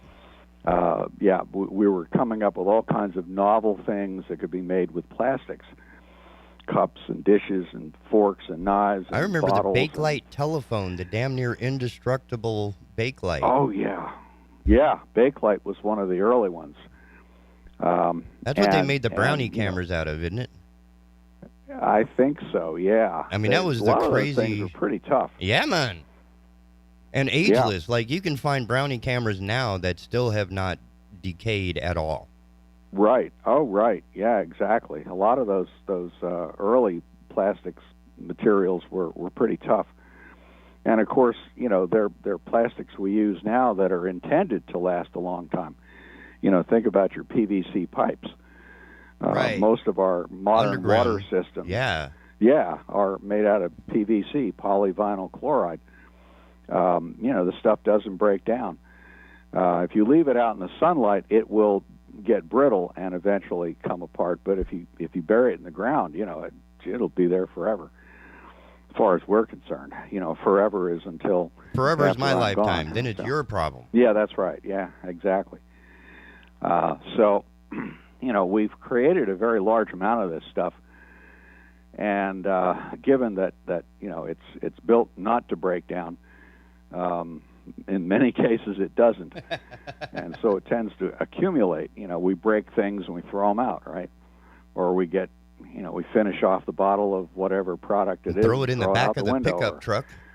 And then let the truck wind blow it out of the back of the truck, because in my head, I threw it away. The fact that God took it out of my truck and threw it into the river is not my fault. There you go. Right. The wind god did that. That's it. Yeah.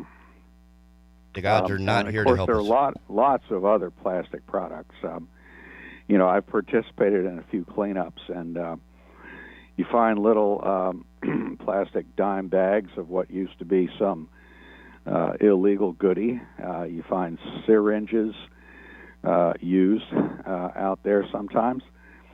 I remember a plastic spill of medical waste off the coast of New Jersey. Something about this just doesn't sound right. How do you, a medical spill? I've heard of an oil spill.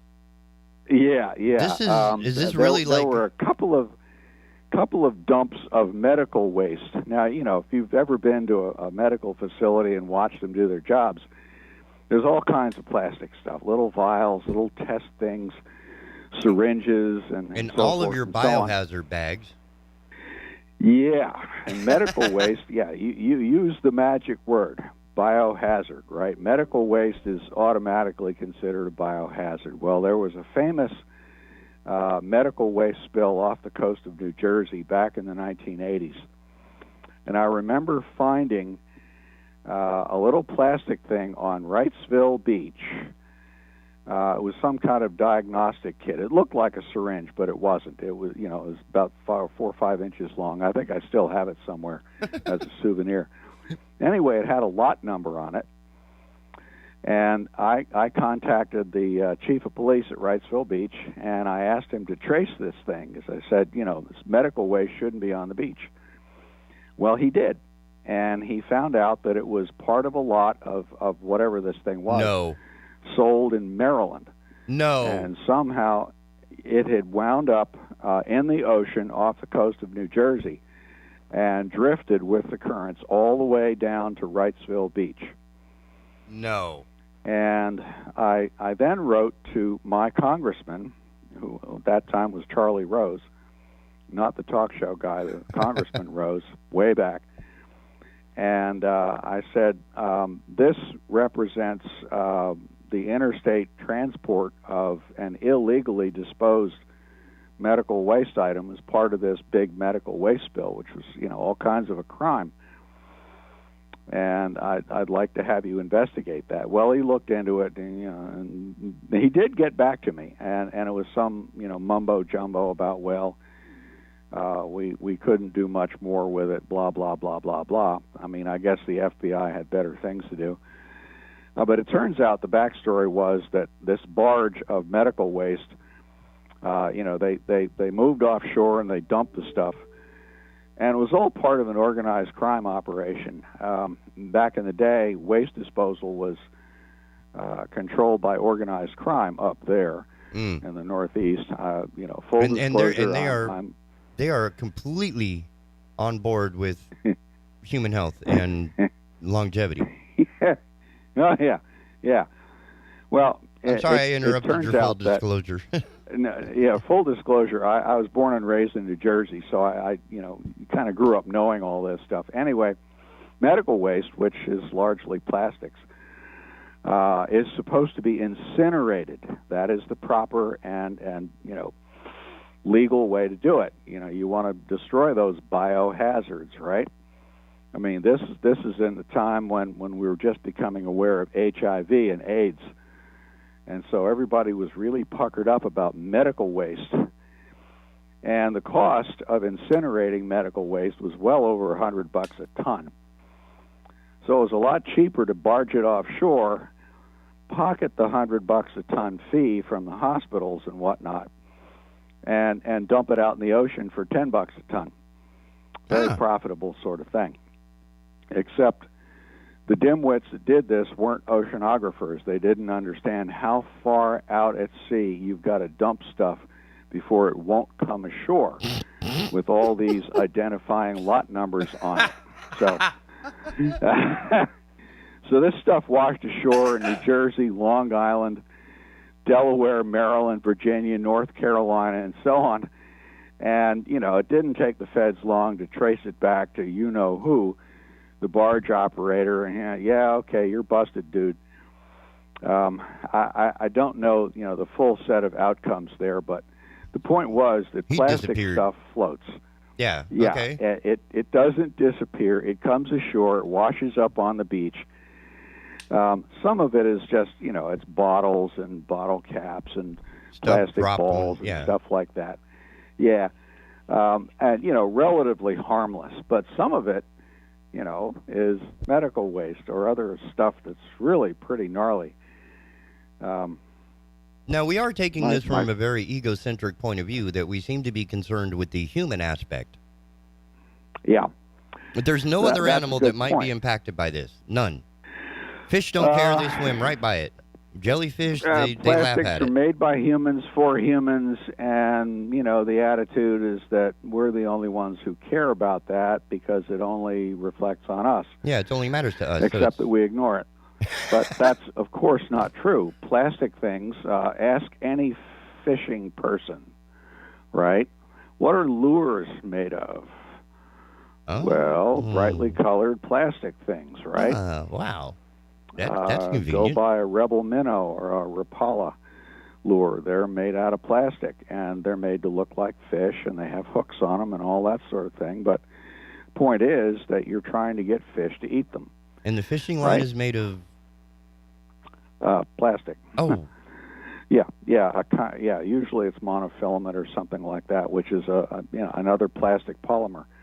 And what do you do when you snarl your reel? The line on your reel backlashes or something. You just cut off that bird's nest and dump it, right? That's what a lot of people do. That, by the way, is illegal, so don't do it.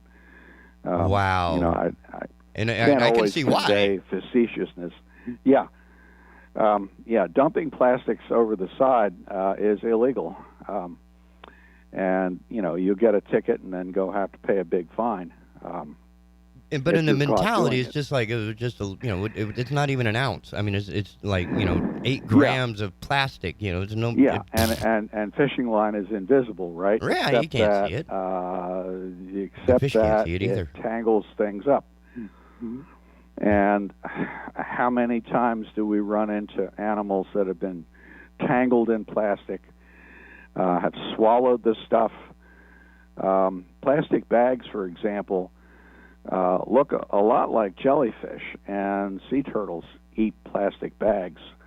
Quite often when they do necropsies on dead turtles, they find all kinds of plastic inside of them.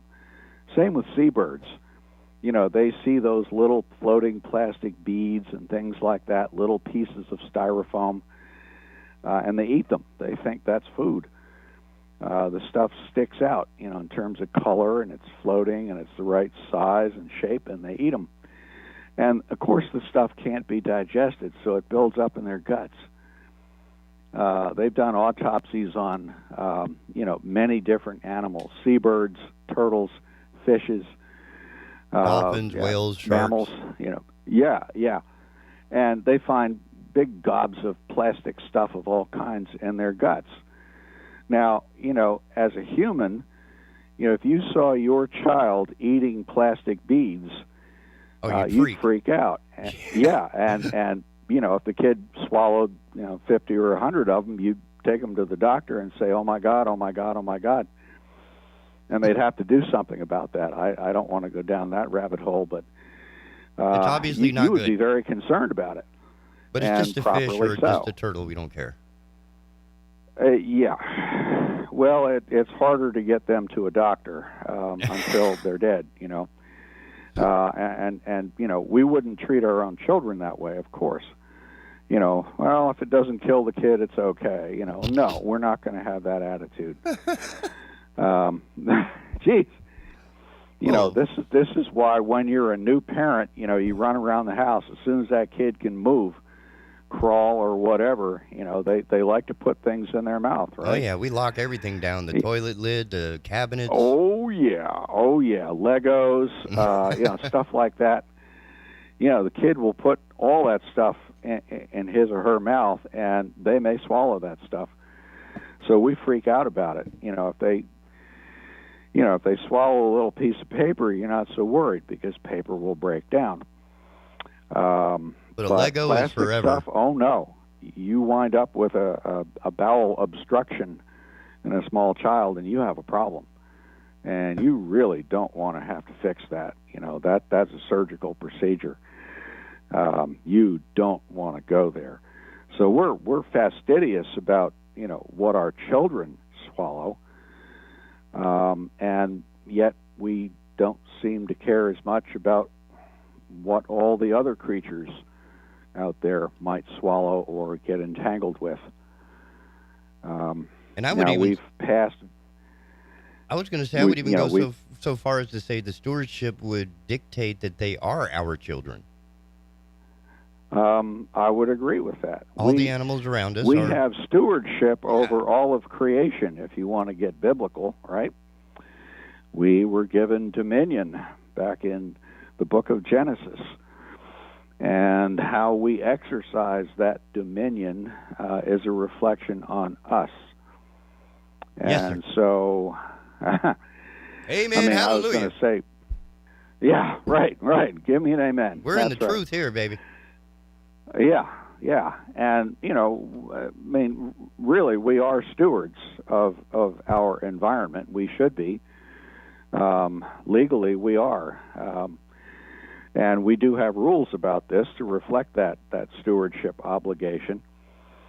As I mentioned earlier, you dump plastic over the side of your boat, you'll get a ticket. If you do it on land, you get a ticket for littering. The penalties, I think, for dumping stuff off your boat are the same as the penalties for littering on land. It can be up to a $1,000 fine. That's only if you get caught. That's the part that really only sucks. If you get caught, yeah. I mean, the fact that we even have to have this rule is an insult to what we could be as a human species. Mm-hmm.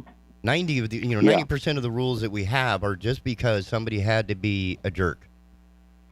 Yeah, that's right. Yeah, we have to make a rule and create an enforcement regime because people are not being responsible. They're not being thoughtful about what they do. Now, I know that accidents happen, I've seen situations where a boat sinks and stuff gets floating off, and we do our best to round that stuff up, the people first and then, the other stuff. But quickly still, a lot of this is just, and a lot of this is just careless, thoughtless, but deliberate. Throw it over the side, dump it in somebody else's property. Now, what's interesting is it seems that somewhere between the age of 5 and 25, because at 5 years old, I remember any 5-year-old you drop a candy bar wrapper in front of a 5-year-old, and they're going to respond, right? Yeah. But when you're 25, it's okay. I mean, where does this dissolution of where does this evaporation of responsibility occur? I think the attitude is, you can't make me do it. You can't make me do otherwise. Oh, it's James Dean, that son of a defiance. Yeah. I'm just going to be a rebel. It's an attitude of defiance. I don't like your rules. That sort of thing. And that's a recipe for all kinds of trouble because somebody's got to deal with it. There's a consequence. If you're a parent and you drop that crap all over the floor and your kid eats it and winds up in the hospital, well, whose fault is that? It's yours. Never mind that, I'm going to stick it to the man and not obey the rules. There's still a consequence for that. And so if you're out there acting in such a way as to kill fish and birds and turtles and things like that, you're basically being a baby, Yeah, an irresponsible child. You're having a tantrum.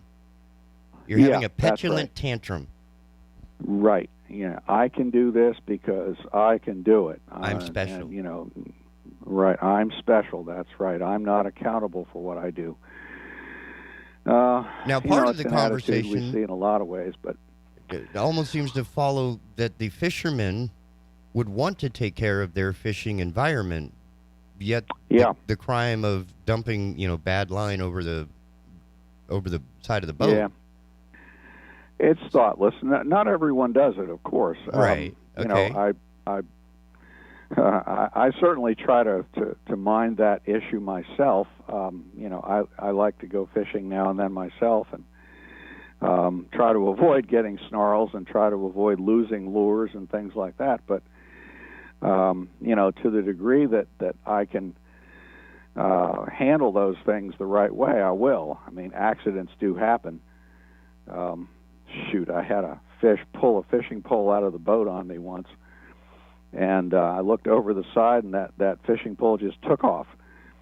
And there was no hope of retrieving it. Not without special diving gear. Right. And that fish was making haste to get away. So, but that's a one-off. That's an accident. But if I do lose something over the side, I go get it. Not going to leave it out there as litter. And that's just part of being a decent human being. That doesn't require a PhD in zoology or biology or anything. That's the stuff you should learn early on in life. Clean up your own mess. Don't impose your stuff on other people. Don't dump your trash in their yard. Don't trespass on their property. Don't behave badly toward others. Have some respect. Everything we teach for other people 5-year-olds. and for the environment. We are stewards for that. And we're learning also that plastics are not just inert. Some of them apparently are capable of serving as surfaces for the growth of microbes of various kinds. One of my grad students here at UNC Wilmington is working on that, as are people throughout the scientific community. Plastics often attract certain compounds and microbes. They serve as a surface on which things can grow. Like a Petri dish. And yeah, kind of like that. Because like any water and sunlight can be. It's going to grow something. That's right. Any surface in the water is going to attract a microbial slime to it, and most of that's harmless. I say most, not all. But it only takes one. And some of those plastics actually leach compounds. When you make plastics, coming back to the technical part, as I said, they're polymers, these long chains of molecules. When they synthesize the polymers, individual molecules that are then bound up into a long chain of molecules, it's never 100% efficient. What you find is that some of that original stuff that was supposed to link up and form long chains actually doesn't, and it remains in the matrix. And so these compounds can often leach what we call the monomers. Mono means one, so that one part of what would have been a polymer. I see. Polymer means many, and mer means part. So many parts with a few single parts interspersed among them. And some of those compounds are actually pretty nasty. Polystyrene, for example, is made up of lots of styrene molecules. Well, styrene's not necessarily the friendliest chemical that you could ever want to run into. Some of them are much less toxic, we'll say. The polycarbonate things, for example, they're polymers of a carbonate compound. That's not so bad. There are a lot of them, polyethylene, different formulations. I think there's about 7 different major classes of plastics, chemically speaking, and then there's a variety of specialized things. And as I said, some of those initial starting compounds are not friendly to us. They're actually not a good thing to have loose in the environment. The C in polyvinyl chlorate? Yeah, polyvinyl chloride. Yeah, vinyl chloride is a bad nasty idea. compound. Chloride alone. Yeah, vinyl chloride is a carcinogen. The price we pay for making PVC, polyvinyl chloride, is that somewhere you've got vinyl chloride loose in the environment. If you're not careful, the like Chemours plants was, where they make PVC, for example, have lots and lots of vinyl chloride, which is really bad news stuff. I don't know all the details of the process that turns it all into a polymer, the polyvinyl chloride part that we enjoy buying. But you still have a problem with that stuff leaching out. And what happens when you saw that stuff? You're making PVC sawdust, so that's getting loose in the environment. Some of those things break down in sunlight. Sunlight's got ultraviolet radiation that can break down these plastics, literally break the bonds. And so what you're getting is a very slow degradation where those chemicals are being busted loose and put out there and into the environment again as small molecules. Is that a good idea? I'm asking that as a question. I don't know the answer specifically, but I'm pretty sure I would find that it's an unpleasant answer. Yeah, I'm not seeing anything good from that. Yeah, it's the old line, what could go wrong, right? Now, if I can sort of go from the front end to the back end of this, for example, we have Chemours that we've discussed plenty of times, and they're on the front end. They're doing the manufacturing, and the byproducts from all of these processes are what we're dealing with in the river. Right. And the event you're having Saturday is basically to educate people on their own plastics disposal. So do we really need plastics? Are we doing as much damage to ourselves as Chemours has done to us or to our environment? I'm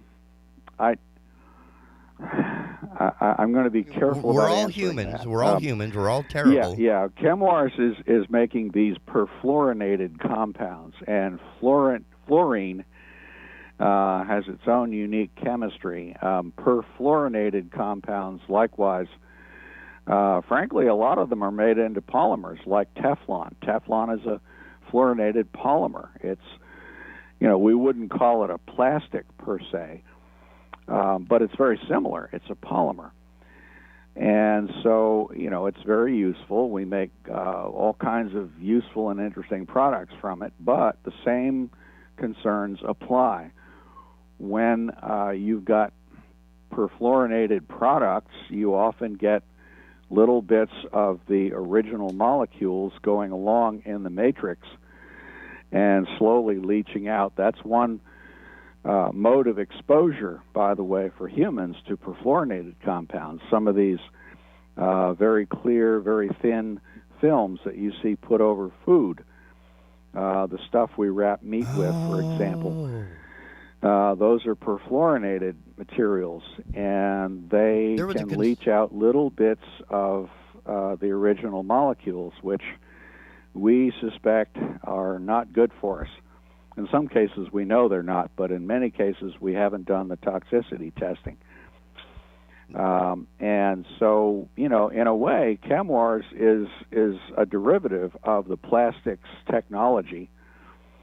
They're simply making specialty-type compounds or the precursors for them, and we get byproducts. So plastics manufacture similarly generates lots of byproducts. We were talking about PVC. Well, vinyl chloride, one of the starting compounds for PVC pipes and such, is one of those compounds you really don't want to meet in your food or your water.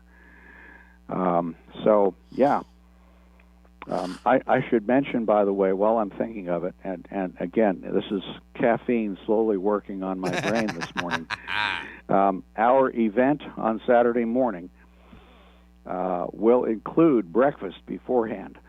Riverwatch always prepares pancakes and coffee and such for those who wish to attend in person at our headquarters. That's 617 South Water Street, right near the Cape Fear Memorial Bridge.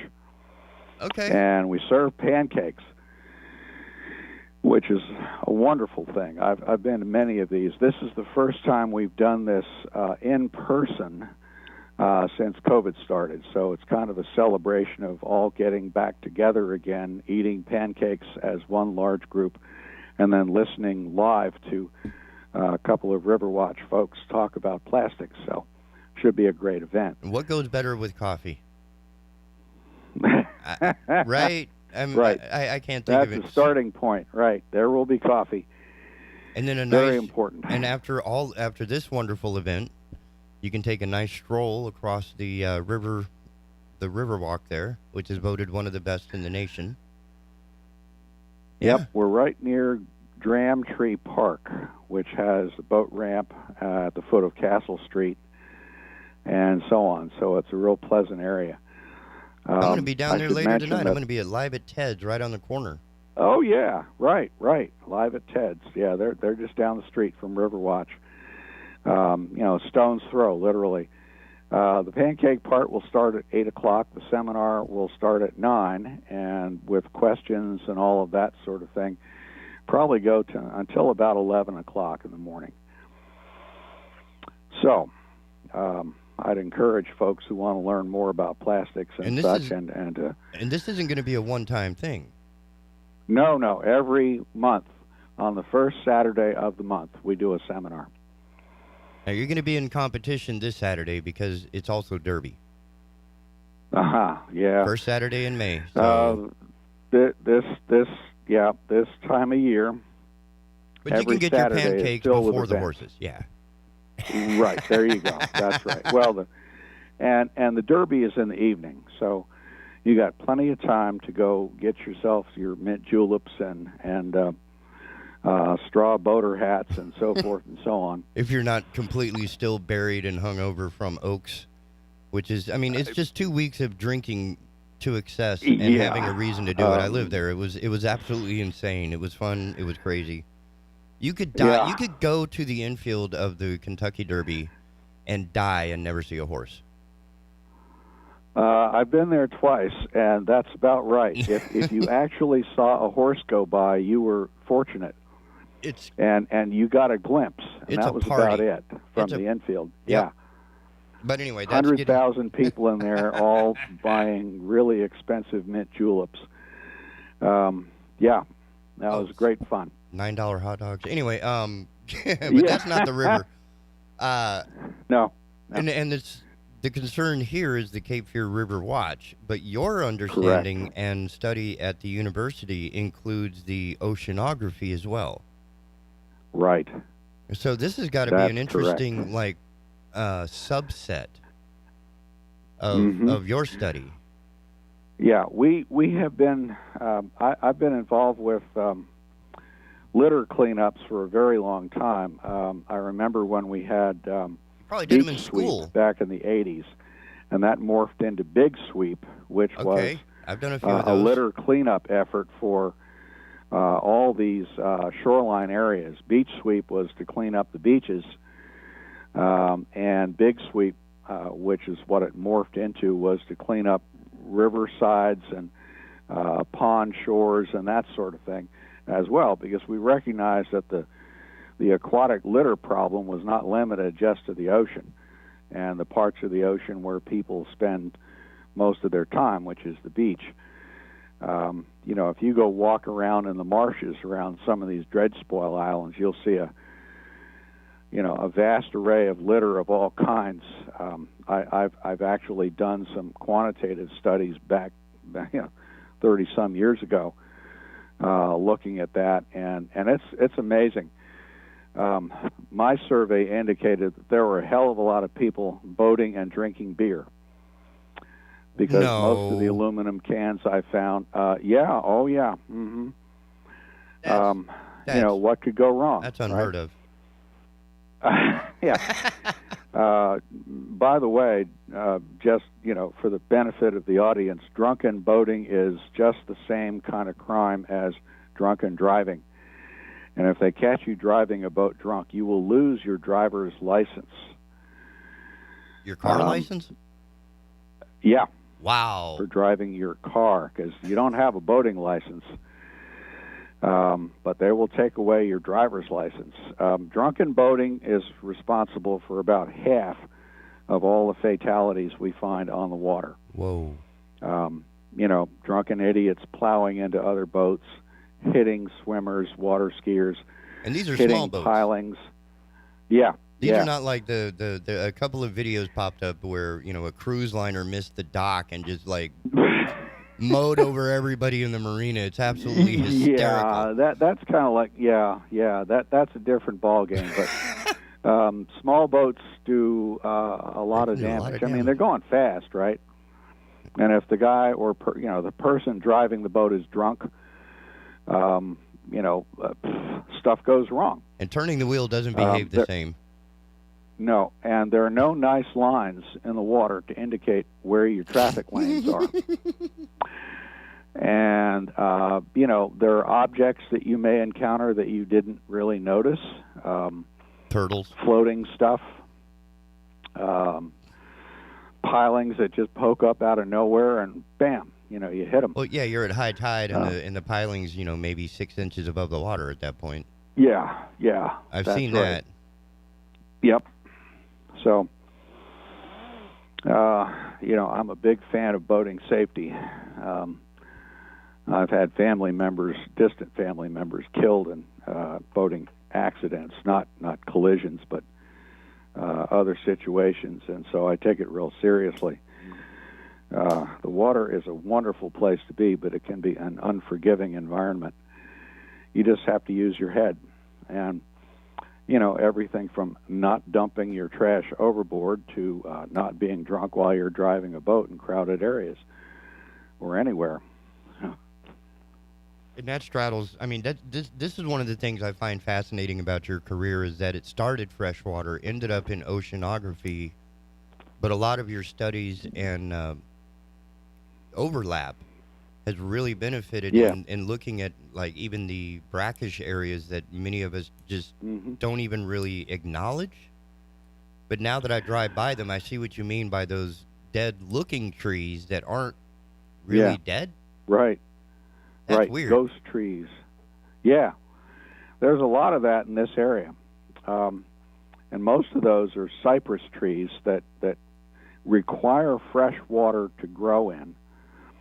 So it must have been fresh when they got started and when they got as big as they are. And now it's not. Now it's saltier. And they don't tolerate salt very well. They try to suck water up through their roots and transpire it through their leaves. That's how they stay watered, for one thing. And it's also how they get nutrients from the soil water up into their leaves, where they need the nutrients to make more leaf matter. But if that water is salty, it's going to mess up all of those functions, and so the trees will stop leafing out. They may not die. I've seen some of those ghost trees come back to life during the big rain event we had most recently, the big El Nino rains in 2015, 2016, pumped enough fresh water into the river long enough that the cypress trees, some of them anyway, were able to come back and leaf out again. And when those big rains stopped and the estuary went back to being saltier, they dropped their leaves again. They can withstand salt conditions for quite a long time, but eventually the tree just dies. And so we have ghost trees all over the place. Some of that is sea level rise. We've had 8 inches of sea level rise in the Cape Fear River estuary in the last 12 years. Wow. 8 inches in 12 years. That's the average. It goes up and down seasonally. And we've also deepened the shipping channel, most recently back in the year 2000, roughly. They went from, I think, 36 feet to 42. There's talk of deepening the channel again to 48 feet. They're actively planning to try that. That's going to bring a lot more salt water into the estuary and pump it farther upstream. So you'll see even more ghost trees farther upstream in all the tidal creeks and the main channel of the river. So, that's a reflection on us. That's just one of those things that's going to happen if sea level rise continues and if we continue deepening the river. The droughts don't help either. We're in a reasonably serious drought right now, and so there's not a lot of freshwater flow. And so salty water is getting farther up the estuary and up the main channels of the Cape Fear River and the northeast Cape Fear. That can be reversed if it'll rain, but, who knows when that's going to happen again. So, yeah, it's a very dynamic estuary. Lots of different things happen to it, and some of those things happen over a very long period of time. Some of them happen on much shorter time scales. No, it just occurred to me in, the difference between fresh and salt water. I don't think I've ever stopped to figure out if when a hurricane comes and it's dumping water on the ground, that it was sucked up. That's salt water then. Or some sort of well, brackish the storm mixture? surge would be salty. Okay. Yeah. The rainwater, of course, is fresh. There's an ocean signal in it. The rainwater from hurricanes actually has a slightly different character than rainwater coming off the continent. It's a very slight signature. The chemists can tell you more about it, but it's fresh. You get a storm surge, of course, that's salt water. You really don't want to experience a storm surge. No, that's you don't want to be there. So, for all you listeners who are living out at the beach, when they tell you to evacuate, you should evacuate because, number one, when they tell you to get out, they also tell you, we're not coming after you if you get in trouble. You're on your own. And number two, storm surge makes it look like you're surrounded by water because you are. And I've heard stories of folks who defied the authorities and stayed put. And the uniform response afterwards is, I will never do that again. They're all terrified, and I mean terrified by what happens. Even if they're not harmed, the prospect of being, surrounded by raging seawater, that's 10 feet deep is terrifying. And so, yeah, you don't want to experience storm surge. You want to get out and hear about it on the news.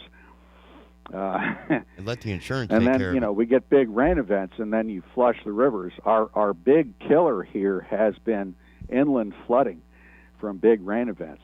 Florence was the most recent, but Matthew in 2016 and Floyd in 1999 killed more people inland than any other place from flooding inland. And they drowned. Many of them, were trapped and drowned. They did not know that they were going to get flooded and, couldn't get out and died in their houses. Some of them died trying to drive through floodwaters. The famous line is, hold my beer and watch this. The high wheels truck trying to drive through a flooded roadway.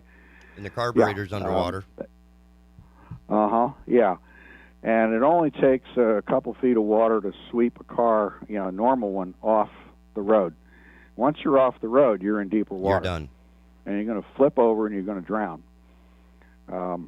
Yeah. You just don't want to do that. So when they tell you to do something, don't be a tough guy. Just go ahead and do it because they really hate having to go drag your dead corpse out of a tree branch. It's not good optics. No. It's a very lonely way to die. And on top of it, they told you. Yeah, that's right. So the family's going to get mad and start yelling at people, and the officials are standing there going, "Look, we told you. We told you get out because we have to get out because it's going to kill us. Why do we want to risk our rescuers?" Right. That's right.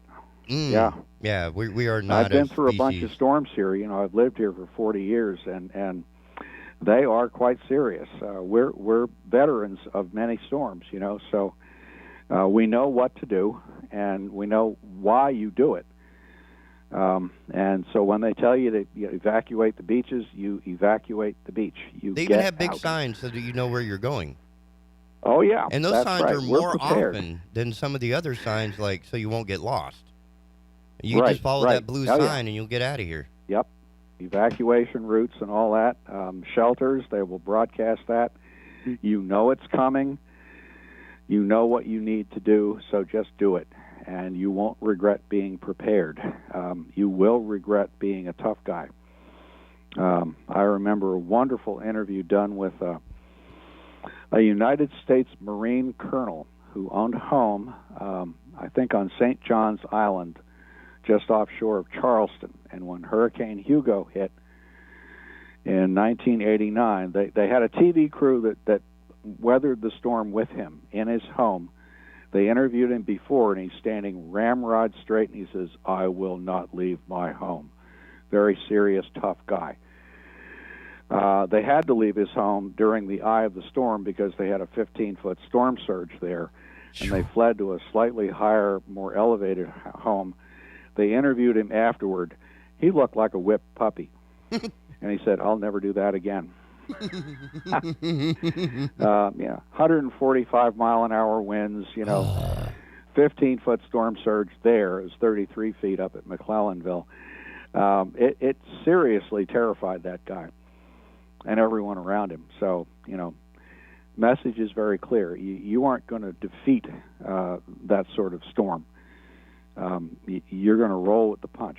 I mean, it's fun to do the memes and everybody ran to the beach with the fans and blowing shotguns out into the. You remember that? And we're trying. Yeah. We are not a species meant for longevity. That's obvious. The cynical part of me, coupled with the biologist part of me, says this looks like natural selection. You're going to defy nature like that. Well, there are some forces of nature that cannot be defied. They just don't care. There is no care in there. It's heartless. I mean, it's all kinds of science. We know everything about it. It's the Coriolis effect, right? Coupled with jet streams, coupled with temperature and water, and it's a physical we've got thing. The physics. Yeah. Laws of physics apply here, and you don't repeal those. So it's not open to opinion or debate. To do. Right. And that's why I've always giggled when I read about NOAA, and I know what NOAA stands for. It's like, how in the hell are you going to administer the National Ocean and Atmosphere? How are you going to administer the atmosphere in the ocean? Well, we can study it so that we know what it can do and take appropriate cautions thereafter. I mean, that's the best we can do with those situations. You can't stop hurricanes. They're going to happen. And if they happen to us, well, as I said earlier, those of us who are veterans kind of know what to do, and we do it. Yeah. Hurricane prep is something I take seriously every year. Every summer I'm thinking about, where are my vulnerabilities here? What do I need to get to be prepared for it? And I don't mean just in terms of survival for myself. I'm thinking in terms of, I will need to go out and help other folks who may be less well prepared or less capable than I might be. So, I've got my chainsaws ready. I've got my vehicles gassed up. I've got my water supplies. I've got my generator. I've got, all the other stuff. And, it's a matter of thinking, what if this happens? What if that happens? How am I going to handle that? And then thinking about who do I need to look after, who doesn't have the wherewithal. And some of that is, if people need a place to stay. My church does this every year. We make a list of folks who might need to leave their own homes for whatever reason, and folks who would be willing to take them in. But that's because we all know the drill. We know what could happen, and we are prepared for it. We've been through We have a lot of newcomers to the area, who've never been through this sort of thing. I mean, our last big adventure, I guess, was Dorian in 2019. But we were on the backside of that storm. It was rough enough, but it was not a direct hit like Florence or Fran. Fran was the worst. Yeah, Fran did the most damage. In my experience, it was short, but it was the strongest storm that hit us. Floyd and Matthew and Florence were much bigger flood events, but not quite as destructive in terms of trees down, houses destroyed, and that sort of thing, storm surge and all that. Fran brought a storm surge of about 12 feet. Went right over Riceville Beach. Man. So, again, when they tell you to bug out of the beaches, you bug out. You get out. there is no percentage in trying to stay behind. No. You No cookie points for that. No, that's a just bad idea. Well, I hear about hurricane parties and things like that, and go party in a safe place. 300 miles away. I mean, yeah, parties can be portable. If we got to go look in the mud and debris for your dead corpse, well, that's a mess. Think about the poor folks who've got to find you. So now, one more we're getting time. better at that, but only because we're at the top of the hour. Again, this Saturday, give us a little more. This Saturday, 617 South Water Street, just about under the Cape Fear Memorial Bridge. That is the Cape Fear Riverwatch headquarters. Oh, it's Surrey Street, yeah. 617 South Surrey Street. Not far from Live at Ted's and not far from Dramtree Park. 8 o'clock for pancakes and coffee. 9 o'clock seminar on plastics. And it will be live in person. And it's going to be recurring on the first Saturday of every month. First Saturday of every month, we'll have a different speaker and different topic. And this would be a great and place we'll announce to get those educated. as we go along. I mean, that's, And more information can be found, I bet, on the CapeFearRiverwatch.org website, which is, that is right. how I connected with Dr. Cahoon in the first place and have been mesmerized every week. Smart people are like that for me. They're like, the light bulb to the moth. I'm just stunned. Because I learned so much so fast, and it's, when smart people can educate someone as, not as educated as me, then it lets me know that they know what they're talking about, because they've simplified it. They understand it to the point that they can deliver the concept. I don't need to know the math behind the plastics or the polymers, et cetera, but to understand that this process to get from the wonderful toys that we play with in our day-to-day lives have to go through a series of reactions, right? Where you have chemicals that are reacting with chemicals to create these long polymer chains, and the byproducts of this is incredibly toxic to any form of life. And this process is now becoming easier to understand because we're not mired in the technical hoopla. We can actually just understand that at the basic form, to get to vinyl chlorate, for example, you have to go through a series of steps before you even have the vinyl or the chlorate to begin combining into a long chain polymer. Right. And this education is, in small part due to actions like the Cape Fear Riverwatch. So the more people who like coffee and pancakes can also get educated at the same time. So I'm very much on board for this. Yeah. So, and I'm sorry that I have to cut it short now because we are over the top of the hour, but I want to make sure we get that information out. That's important. Because it should matter to us, because it is important to us. That's correct. That's sort of where I'm coming from. But anyway, again, part of our lives. Yeah, it's not like we can live without Taco Bell, but we cannot live without water. That's right. We can live without Marvel movies. But we cannot live without water. Untainted, clean water. Oh, look at that. My computer's just telling me to get on with it. Well, thanks again, Dr. Cahoon. You're welcome. It's a wonderful conversation every week, and I can't thank you enough for your time. So with that in mind, we are going to see you next week and everybody else. And you are welcome too, Dr. Cahoon, to join in tomorrow. Okay. Let me talk to you about next week. Oh, yeah? What you got? Next week at 9 o'clock on Wednesday morning, I've got another meeting that the director of the Marine Science Center called. And so can we move the schedule around a bit? Oh, yeah, that's not a problem. Keeping Bald Head Island informed. The Big Talker 106.7 FM WFBT, Carolina Beach. I'm K.O. Davis from K.O.'s Coast to Coast Tree, and I want to be your tree man. When your trees need cut, 2 letters to know. One is a K, the other is is an OKO. Tree man. Proper trimming is the most important thing that you can do, so don't just hire anybody to do it. You need someone that knows what they're doing. KO. Call the professionals at KO's Coast to Coast Tree and visit KOTrees.com. I'm Ben Utek. I played high school, college, and pro football, helping my team win the 2006 championship. It was an amazing day, but it can't compare to the joy I feel every day with my loving wife and 3 beautiful daughters. My football career ended after I suffered my 5th concussion. Did you know that over 1 million athletes suffer a concussion each year? That includes boys and girls, every age, every type and level of sport. It isn't always clear that a player has had a concussion.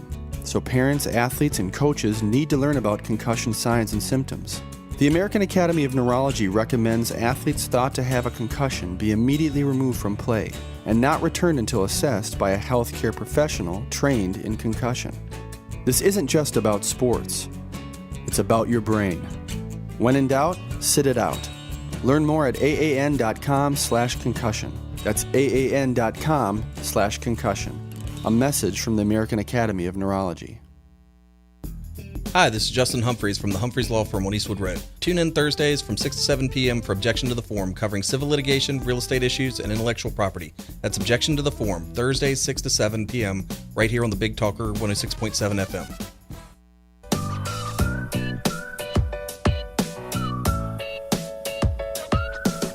Hello and welcome to Consumer Choice Radio, broadcasting across North America and right there in your pocket. Plugged into your ears every single week. I'm one half of your host, Yael Ossowski, broadcasting from the old Austrian Empire, Vienna, Austria, that is. And I'm joined by David Clement, who is in the old British North America. David, how goes it? It's going well. It's going well. Lots to talk about. The Emergencies Act is back in discussion. In Canada, there's another, the Globe broke another story in regards to Trudeau and the RCMP. Elon Musk is buying/bought Twitter. It is